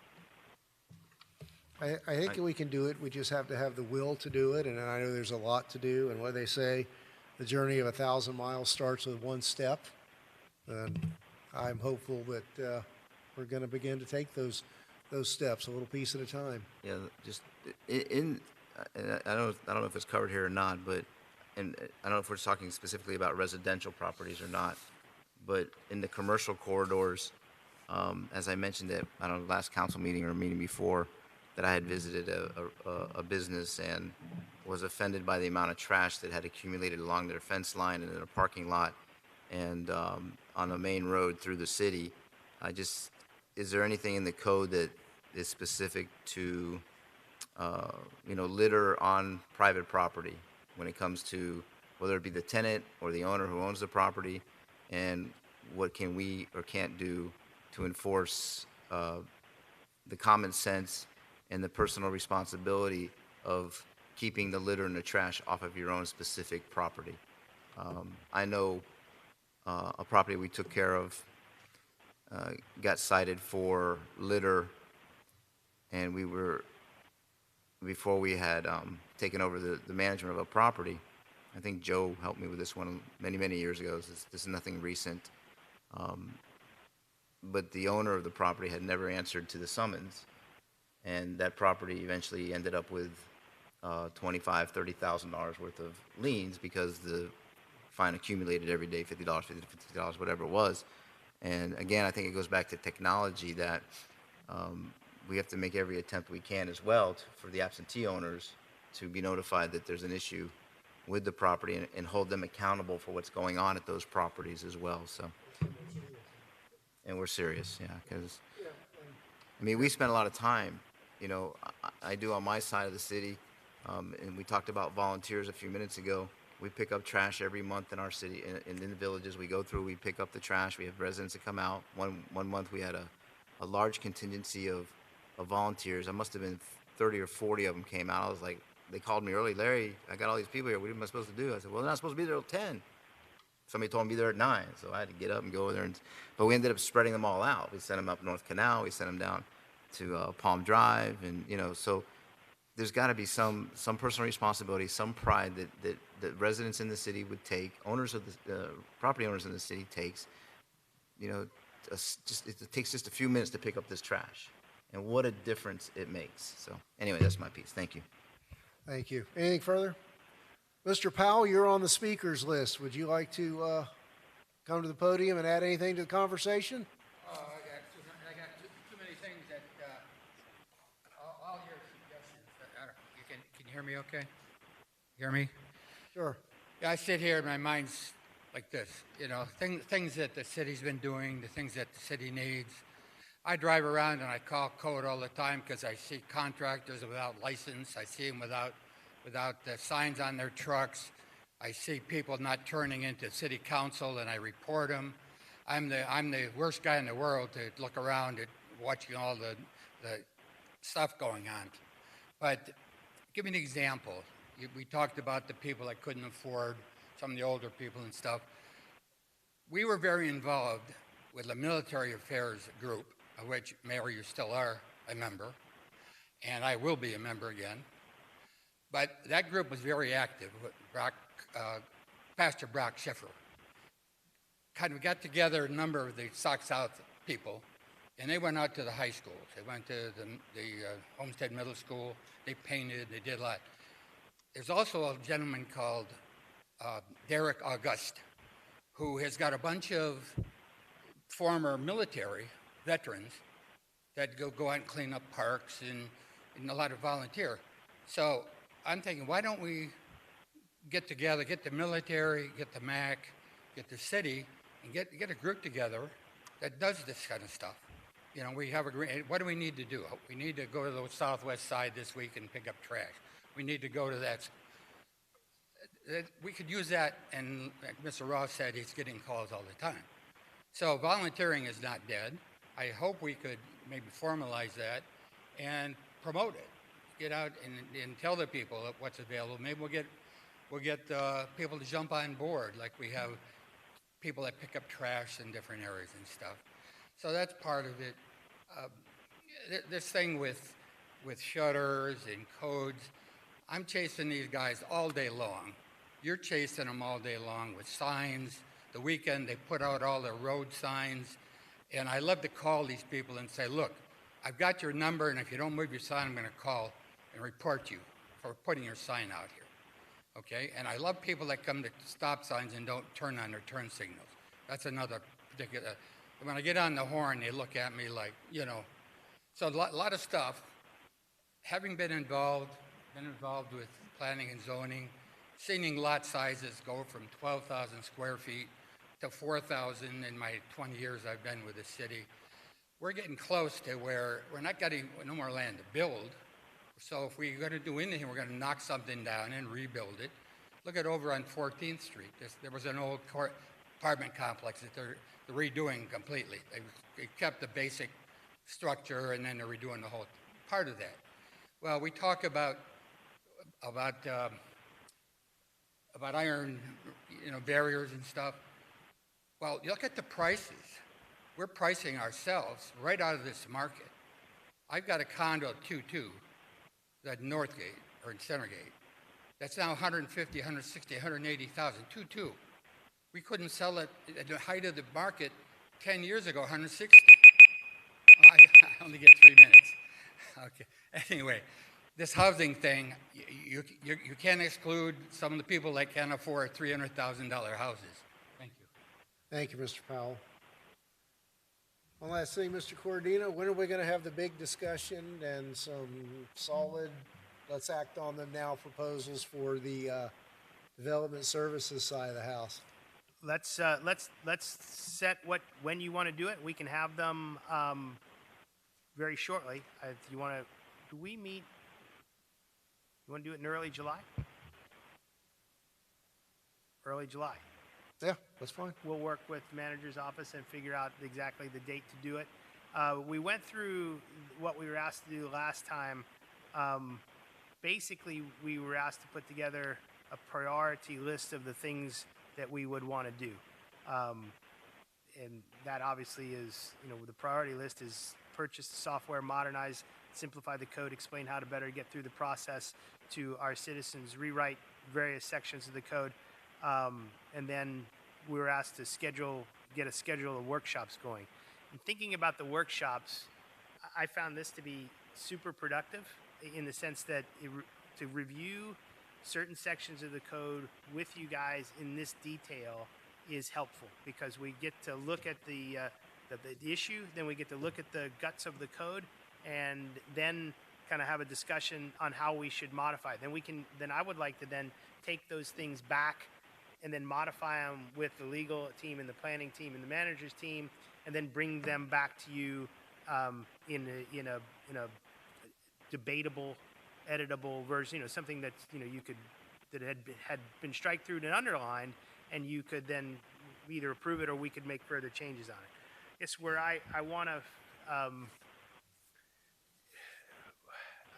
I guess we should take what I'm thinking about doing is taking some of the issues that we have and almost debating them a little further, because I want to understand exactly how you want us to go through the process. So simplifying the processes could be as easy as using our discretion a little more often, using our discretion.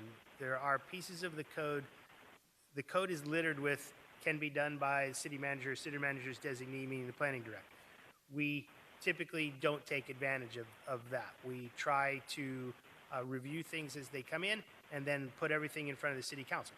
So, I believe there's confusion amongst the council on how we should go about doing that. So, one, all developments, 5 commercial developments, 5 acres or less, or 5 residential units or less, are really allowed to be reviewed and approved administratively by development services. And we don't do that right now, but we can if you want us to. And that would be one of the things I would want to do. The second conversation we had there, where I found there was discrepancy, was there is also a way to shortcut this by saying that anything that conforms to the zoning code and doesn't need a variance or a special exception or anything that is discretionary on behalf of the council could be reviewed and approved administratively.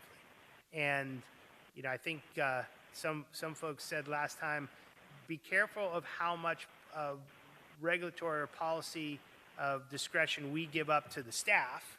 So I want to get an understanding of how far you want to go with something like that, because we can certainly write that into the code.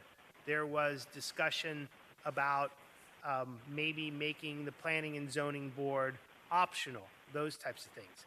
And then just a general discussion about how much discretion you want development services to use. And there are a couple examples that we can talk about now or later, whenever you'd like to, about where I think we could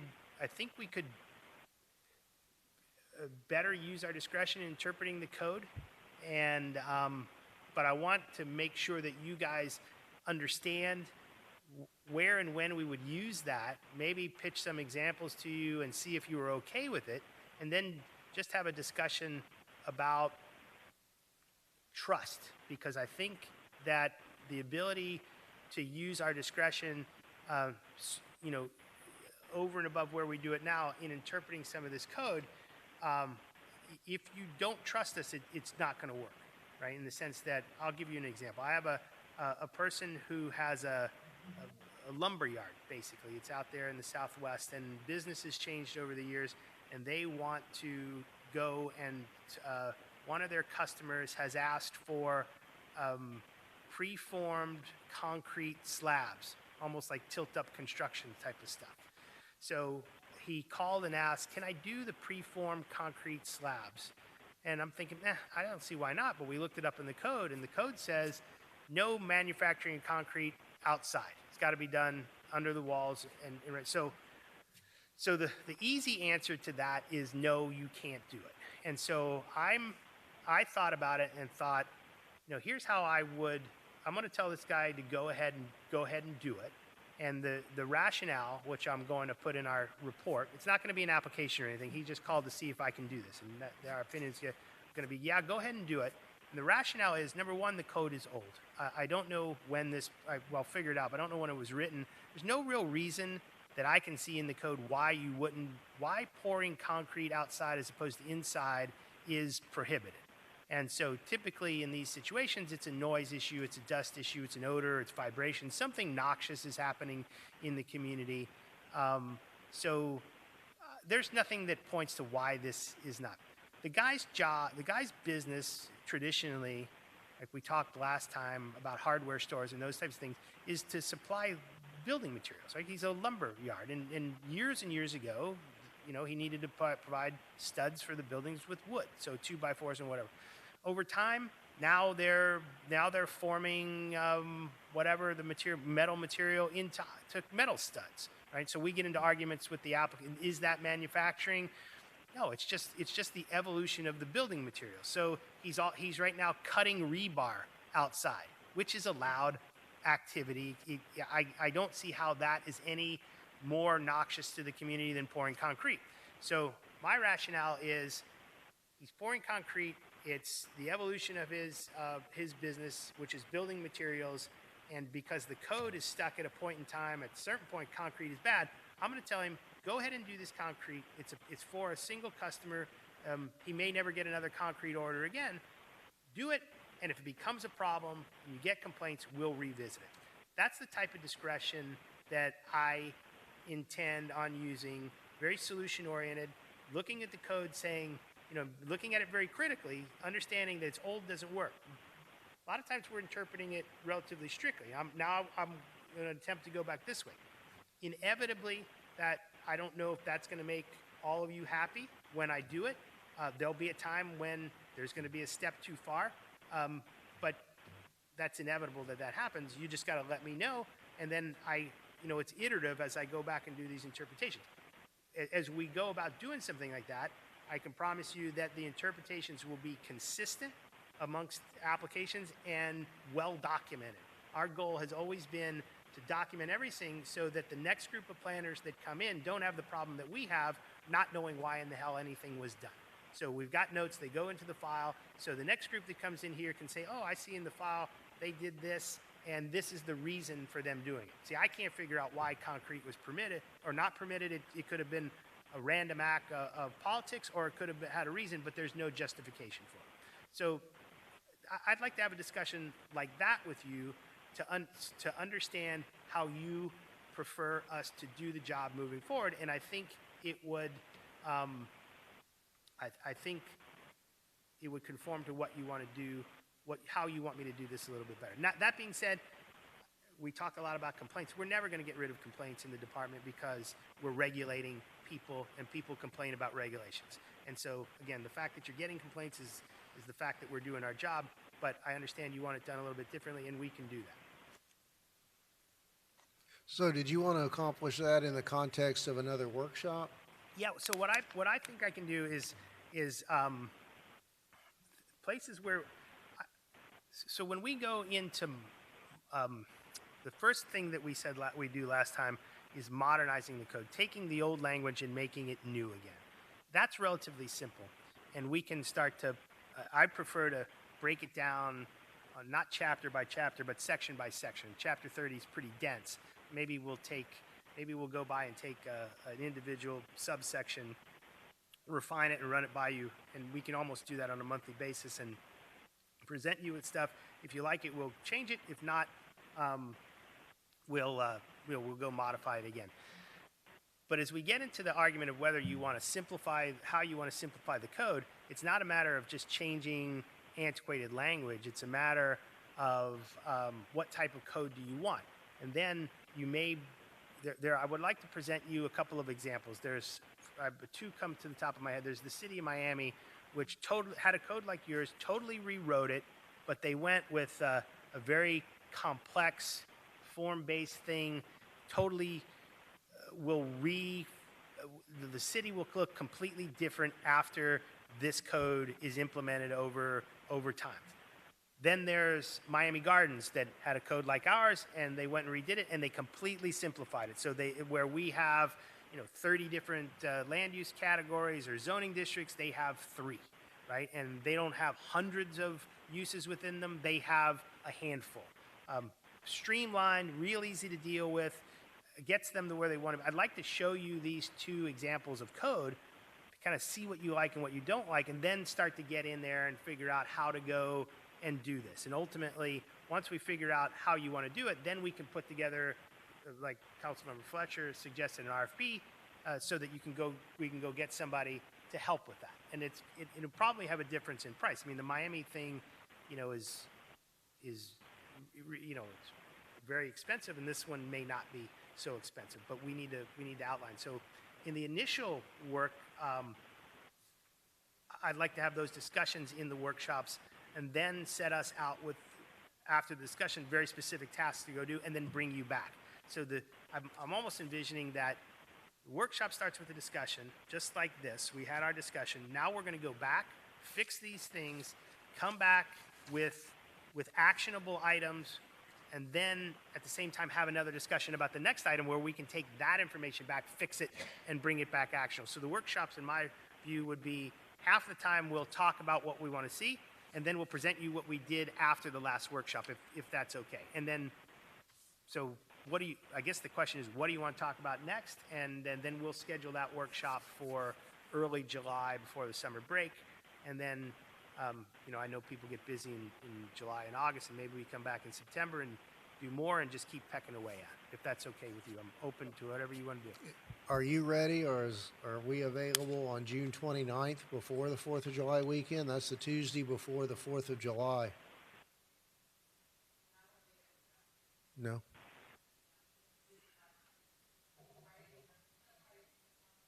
Ugh. For one evening after the 4th of July that week, because we don't have any committee or council meetings that week. So like sometime the week of the 5th in the evening, so that all of our members can at least join online and not be interfered with work. You're suggesting July 5th? July, maybe? well, the 5th The 5th is, is the a 4th Monday. is Sunday, right? Right, so So like the maybe 6th? That's last year's. the 6th is a Tuesday. July 6th? Are you good with the 6th? Are you here? And in the evening, 5 o'clock? Yeah, like 5:30? 5:30. That way we don't interfere with other council members' work schedules in theory. We can all participate. And if I may just take a moment to sort of reiterate the things that we are doing now based on tonight's discussion. Obviously, the next workshop is going to be a bigger code discussion along the lines, as Joe just suggested, in terms of the antiquated language, which is a little bit more easy than discussing how much discretion you may want. But I'm assuming that's the subject matter of the next workshop, correct? I got distracted with the calendar issue. Can you repeat that? No, I'm not. I said, I just want to kind of go over what we've done and make sure that we're all on the same page. For the next workshop, which is going to be 5:30 on July 6th, we will talk about some of the antiquated language, which Joe said we can pretty readily do, and then have the discussion about some of the discretionary items and what makes the most sense in the council's eyes in terms of simplifying the code and simplifying the processes. Yes, but I'd also like to have the forecasted workshops be based on the proposals for RFPing, the code rewrite, the development services systems that you need, the new system. Yeah, and I think as we talk about it, that's exactly what will happen, as Joe Right. said. Like if we talk next time about the code rewrite, for example, and we decide we want to do an RFP based on the Joe gives you 2 examples of code rewrites, and you decide, well, we like this one, then we would talk about an RFP going out on that type as opposed to the other one. Let's get a list of agenda items going so that, although albeit tabled items for future workshops, we already have a forecast of what we're going to be talking about. And so that we're not rehashing and reiterating what the next directions Okay. are, Why don't you tell me what you want to talk about, and I'll bring it forward. Okay, sure. So for me, particularly, specifically downtown, I want to see what revisions to the code we have to do to allow the mixed-use residential. And I'd like to see, and I don't think that's going to be next workshop. It's probably going to be months from now workshop because you're going to need time for that. But I'd like to see examples of successful downtowns and what does that look like? What is it 5 stories high? Is it 20 stories high? And is it right abutting their main street? Is it further in and more of an angled look? So I'd like to see, I'd like the experts to provide us with examples on what works so we don't have to try to reinvent the wheel here. Isn't that more in terms of overlays and designations rather than process? So that's why I'm saying we have to kind of look at this at three parts. Process, our revising our code, and the vision, exactly. Next time you want to talk process, the things we'll come with a list of things that we may streamline. We can discuss streamlining in the process. I think that's important, and I would think that streamlining the process is also related to a code overhaul.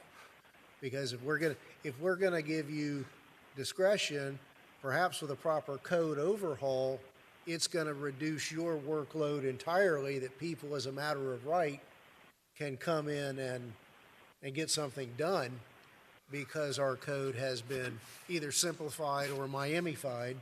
I think you can give the matter of right without rewriting the code. I mean, the code's the code, right? So whatever is approved at the time is the law. So it doesn't necessarily matter what the law says, as long as is the law. I mean, I guess you could say, I hate this code so much, everything's got to come through us, so we don't get any, because we don't want, there may be things that are in this code that we don't even want to see. So I would agree with you that in that case you continue to hear everything, because Well, to your point about the applicant or the business owner needing to do the concrete job, the code doesn't allow it now, but if we give him the discretion right now during our process, he can make those decisions. And we don't have to wait till we have a new rewritten code to create those Yeah, I mean, policies. that's me being a planning director and figuring out how I want to interpret the code. And so what I'm looking for is kind of a sign from you guys that type of thing is okay. Right? We debate, and by the way, the way we go about making that type of decision is that we pull the staff together with the lawyers, we debate the thing, we argue it out, and we make sure that we haven't left any unintended consequence. Typically, we come to a consensus amongst all of us, and everybody in the room says, hey, we're good to go, after a lot of disagreement. In the cases where we don't agree, then it's my job to make the decision on what to do, and then everybody marches up the hill based on that decision. So they're not decisions that are made lightly or haphazardly. They come with a lot of debate with a lot of the professionals in the room. So those are how those are made. I just wanted to make sure that you guys are okay with it, so you know what. It's what I'm doing going forward. You know this is the process, and if you ever have questions, just pick up the phone and call me, and I'll figure it out. After 2 hours, it's getting kind of goofy on this stuff, but you brought up something interesting, the guy with the preformed foundations. You may want to look at 3D printing too now, because I hear there's communities being built with printers. I don't know how that works. I don't know if you're pouring concrete into a printer cartridge. I don't know what that process is, but it's something that's going on out there. I hope it's. I'm sure it all meets the building code. Yeah, and then Mayor mentions overlays and different things. because part of the southwest section extends in through the downtown area, and they've got specific building codes, and as you mentioned, you know, you can't even put, I don't think you can put a chain link fence up in the southwest section. You have to put up wrought iron fencing. So, I mean, there's a lot of crazy things that shouldn't even be there. And I don't know why the southwest section has its own master plan and code, but, you know, maybe that's something we need to look at to ease if it's the direction of the council to go through the process of the mixed use and all that for the downtown, which I think we should put some bodies down there to live. But, you know, that's for another discussion. But that's another one of those complicated matters that we're going to have to tackle eventually. So that's all. Well, and I hate, to the Southwest Master Plan, to borrow a political phrase, repeal and replace. I didn't get that when it was done when I was there the first time. But a couple real world examples, Joe. You know, you talked about we're just rubber stamping the alcohol issues, and we had that last night or the other night with Publix. That took time and money for them to come here with something that really is not really necessary to come here. Another example would have been those slight balcony encroachments. For me, you know, if you otherwise had a site plan that was in compliance with the code, they were having a public hearing on a variance for an 18-inch encroachment for a balcony on the second floor into the setback line. To me, those are no-brainers that I'm thinking, you know, the liquor stuff, you know, why is it even there? Number two, if somebody brings in a site plan that doesn't require variances or has those de minimis things, why do they need to go through a public hearing for site plan approval?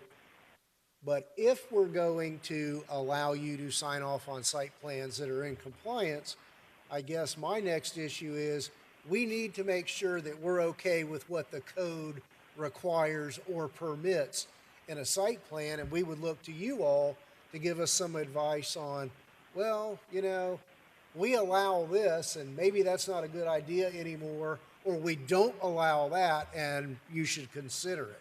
But beyond that, once we tweak that code, I don't have a problem with you signing off on site plans that meet the criteria. Mayor, now you're creating a scenario where we have to wait till we go through all these revisions before we give him that ability to use discretion. And right now, the default, the way the code is more restrictive, more complicated versus going to be more simplified. So I would think that any discretion that he uses is going to be based on, you know, the code. For example, well, he has discretion now. He has discretion now, but the code requires us to approve a site plan, correct? No, not if it is conforming. No. And go ahead. We can do it administratively on our own if it's commercial 5 acres or less or residential 5 units or less. The issue is the site plan issues are never going to go away, right? Because site planning is heights, setbacks, pervious area, those types of things. We may streamline the uses that go into the code, right? So it may not be a listing of every professional business, you know, accountants, lawyer, blah, blah, blah. It may be professional businesses, and that be it, right? Professional services businesses, and not a listing of all of them. And so you may see a handful of things. You may see not only the uses individual become more vague and general, but you may see the individual districts. It may be just residential or industrial, right? Instead of several layers underneath it. So those are the simple things that will help simplify it. But site plan is always going to be basically the same way it is now. What you would tinker with there are, and here's what I would suggest we do, is bring the development community in on that, because that's the guy that knows what the market is, right? So we have a minimum lot size 7,500 square foot. And is that something that is doable in their mind? And maybe we don't like what they say. Maybe they're going to tell us, I want all tiny houses in you know, townhouse form or multi. I don't know if we like it or not, but I think right now it seems the feedback that I get a lot of times is we're pinning them into something that they can't build or sell, right? So you see, we get that through all the variances, right? So if they, I don't want to, I can't do a 7,500 square foot lot, or I can't do a 25-foot frontage, or I can't fit this on here with the setback of X amount of feet in the front and the sides and those types of things. Those will still be requirements. I'm just not sure right now that it matches what the market for the development community. And that's the debate we have to have. But we can walk through a typical site plan. And maybe what we'll do is if, I don't know when you want to do that, the next time or the time after that, but we'll put that on the list to do and just show you how, what it entails and how we go about doing it. And then we can talk about changing the individual aspects of it. And that's why we have to have a conversation. I just can't go and change. We can make recommendations, but it's got to be part of a conversation, because I don't know if what I'm going to say is the market or what I'm going to say fits your vision of the community. I mean, we can put it together for you as the technical people, but the vision has to come from you. And then we have to explain to you how it works so you understand it enough to tell us what the vision would be. And you don't have to articulate the vision exactly. Our job is to interpret what you're saying and put it on paper in the way the zoning code would have it on paper, so that you're comfortable that once it's implemented that way, it's your vision, right? So there's a bit of interpretation. We put it on paper, and it gets you what you want to get. Of course, but to clarify, right now, you have in the code the ability to approve administratively less than 5-acre applications. Yes. But right now, per policy, we're bringing everything to the dais. We're sending it all to you. Right. So what I'm saying is we don't have to make any code changes for you to be able to approve applications in the pipeline from business developers and residential developers that if No. they fit within the code and they are conforming and complete. I think what the mayor was saying was, how do we know we like the code enough to do that? That's perhaps why you all want to see it, because you don't like the code enough to say, I want you to just go do this blanketly. Let's have discretion. You guys have the discretion over it. Maybe it's okay to have less of a setback in the front if the development is right. In that case, we would send it to you anyway, because it would be a variance if they didn't. But Aren't projects of less than 5 acres few and far between? yeah, pretty much. I mean, Homestead's big, right? We do. I mean, Big you things know, here. and just pull a name out of the air. Yeah, a Chick-fil-A site plan and something like that would be. And, look, if it meets our code now, I think we could have the discussion, a full council discussion to authorize you to do that, while we make sure that the code reflects our vision. And I'm not comfortable with the market telling us what we should do. I think there's got to be a better balance, because if we relied on the market, there wouldn't be a freestanding single-family home in Homestead. It would all be small elbow-to-elbow townhouses, and that's not a vision that I have for my community. I'm not saying you have to do it. As we put together the zoning code, my approach to the zoning code is like, what do you want? What do they want? How do we get it right? If not, we've got a code. All we get are variances on these things, so you got to figure something's wrong with the code, because they can't seem to build to the minimum lot size or the right form of housing or any of that stuff. That's why we have applicants with so many variances. The code must be broken. If not, they would be conforming to it. The scenario where we reviewed and approved the application for, I think it was 3 houses that were built on Campbell Drive, or On 16th Street, but I think that was a little different situation. They didn't meet the frontage. They had 2 small lots on the outside and 1 big one in the middle. But that was a zoning category. They had to do a rezoning. That was the difference. all right. Well, anyway, all rezonings would always come to the council. All comp plan changes, all variances, they would all always come to the council no matter what, right? We wouldn't, unless you want to designate certain variances of a certain, actually in some places, the variances go to the planning and zoning board and don't go to the council. They only get appealed to the council. So you could do things like that. You could skip the council on some things, or skip the planning and zoning board on some things. So those are things that we got to talk about and become comfortable with. But remember, there's 7 people and there's a variety of different opinions. Just once we get consensus, then we can go implement the changes.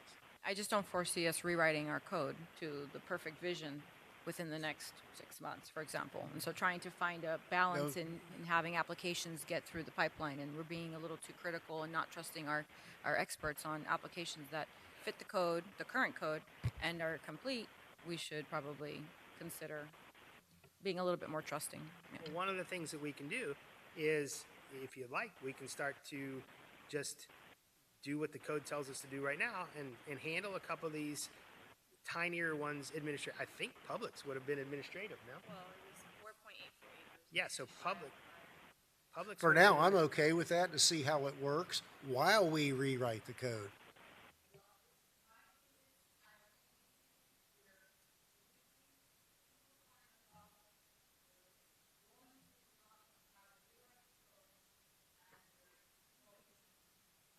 Our downtown area and making specific code revisions now, not waiting for budgeting and attorneys to rewrite our code, so that we can start attracting and incentivizing the development for our downtown area. So all 3 at the same time, it's happening. That's what I'd like to see the direction to go. It could be as simple as I'm sorry. It could be as simple as this. We understand you want to rewrite the code. We understand you want to simplify the code, not make it complicated. So you're not going for a City of Miami 21 code. That's not what you're looking for. So I would then suggest we almost put together an RFP to do it. We don't have the capability or the time to do it in-house. What we're looking for, right? I kind of understand where you're going. I was thinking about that, but you know what? The consultant is going to want to do that exercise with you in the first place. Then yeah, let's get our RFP. Let's get our that way, price. I can have somebody else sit here and do this thing. They can go over it with you, and because they're going to end up doing it. So if you want, we'll try to put together a request for proposals, and maybe we'll put it out there and see what it costs to do this. I happen to think that this is the minimum cost on something like this, depending on how many chapters you want to do. Probably all the development services chapters is probably a minimum $250,000 exercise. And that's why I need the answer to my inquiry on the AMR funds, whether or not we can use that to. I don't think you can use. Well, we're waiting for a response, and specifically for our downtown, we'll see what we get on that. All right.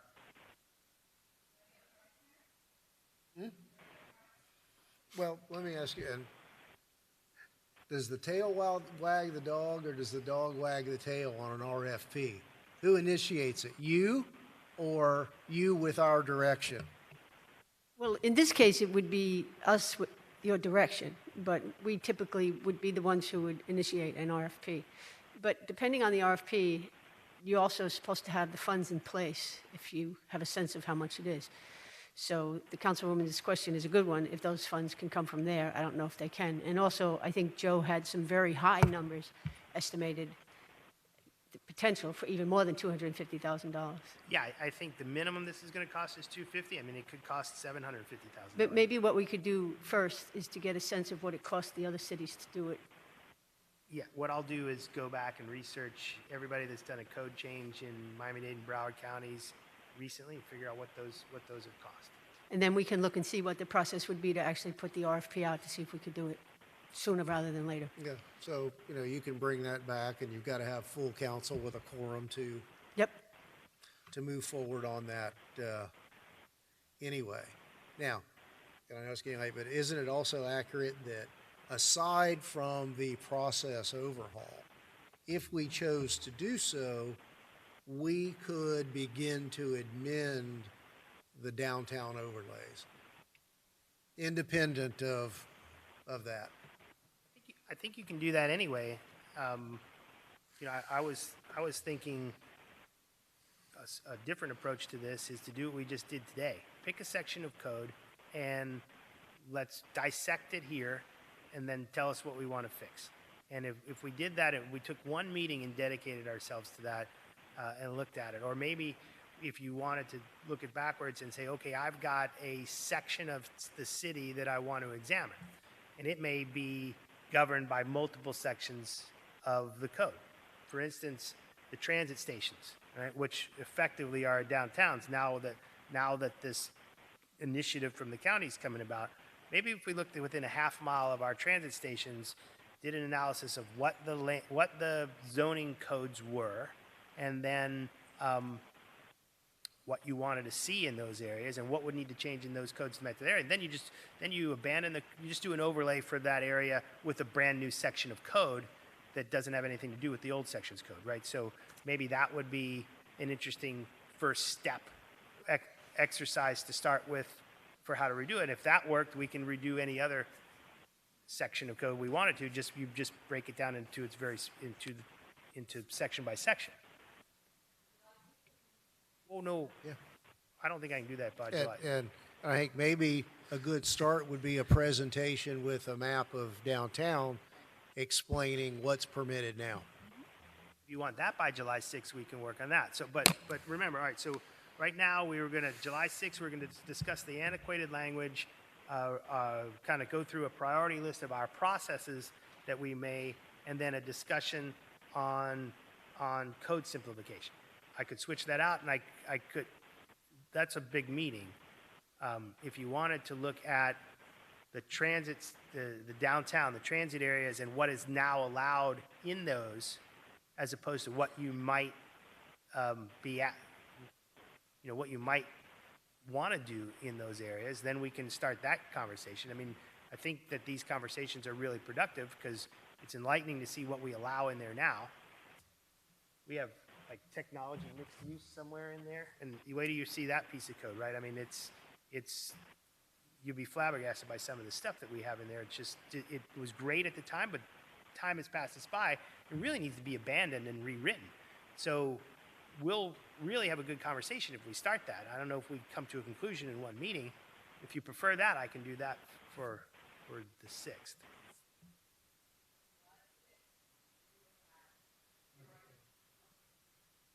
July 6th, let's look at the pricing, and whether or not, do you think we'll have an answer from AMR, from the Treasury about the AMR? No, by then? I don't think they'll have an answer by then. I don't think they're going to have any answers till after the July 16th closing of public comments. Okay. So then, One thing we can do, Councilwoman, we can go through, there are some things that were added to the frequently asked questions. I don't think there's anything specifically about that, but we'll see if there's anything that's on point. But I don't think so.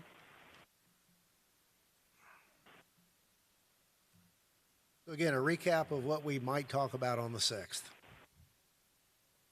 We're going to We'll talk do about pricing of a code rewrite, and then an analysis of downtown, what's allowed now, what might be able to be there in the future.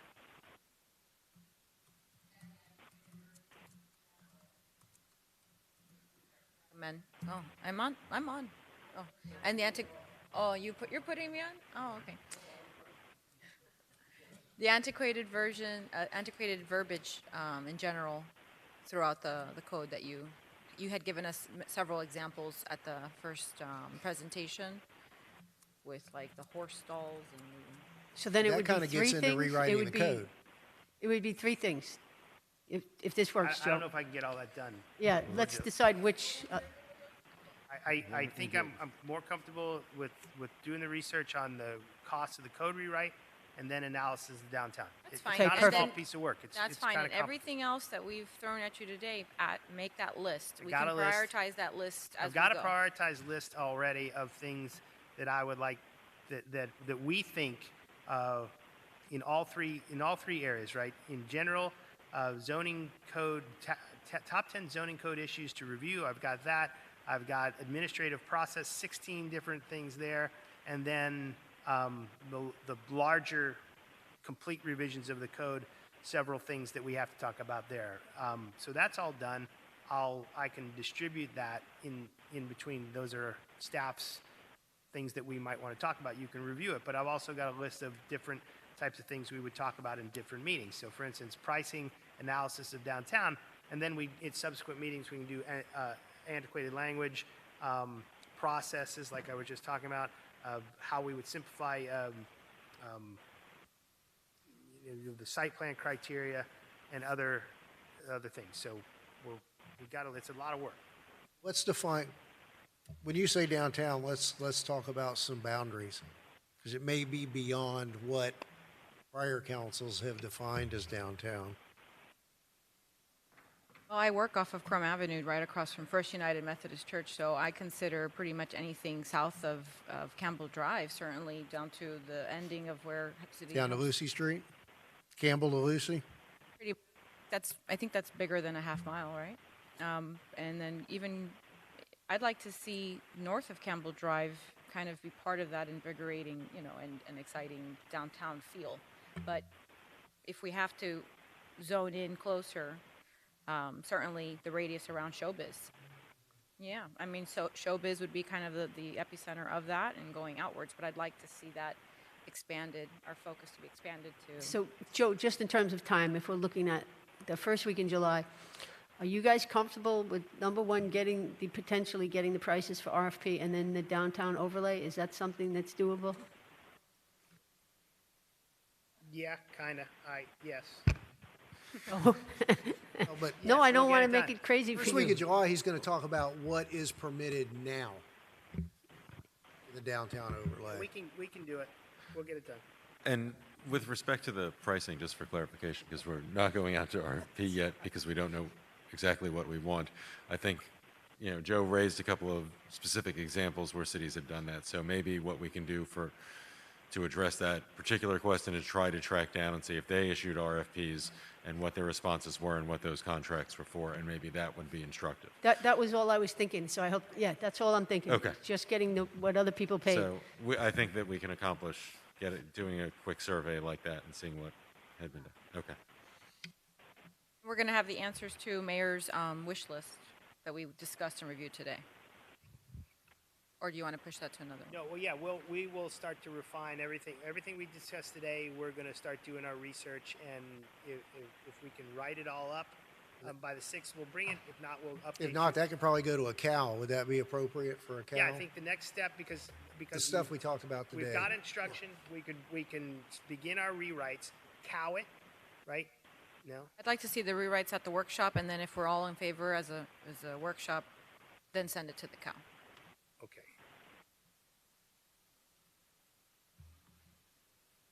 Okay, All good? just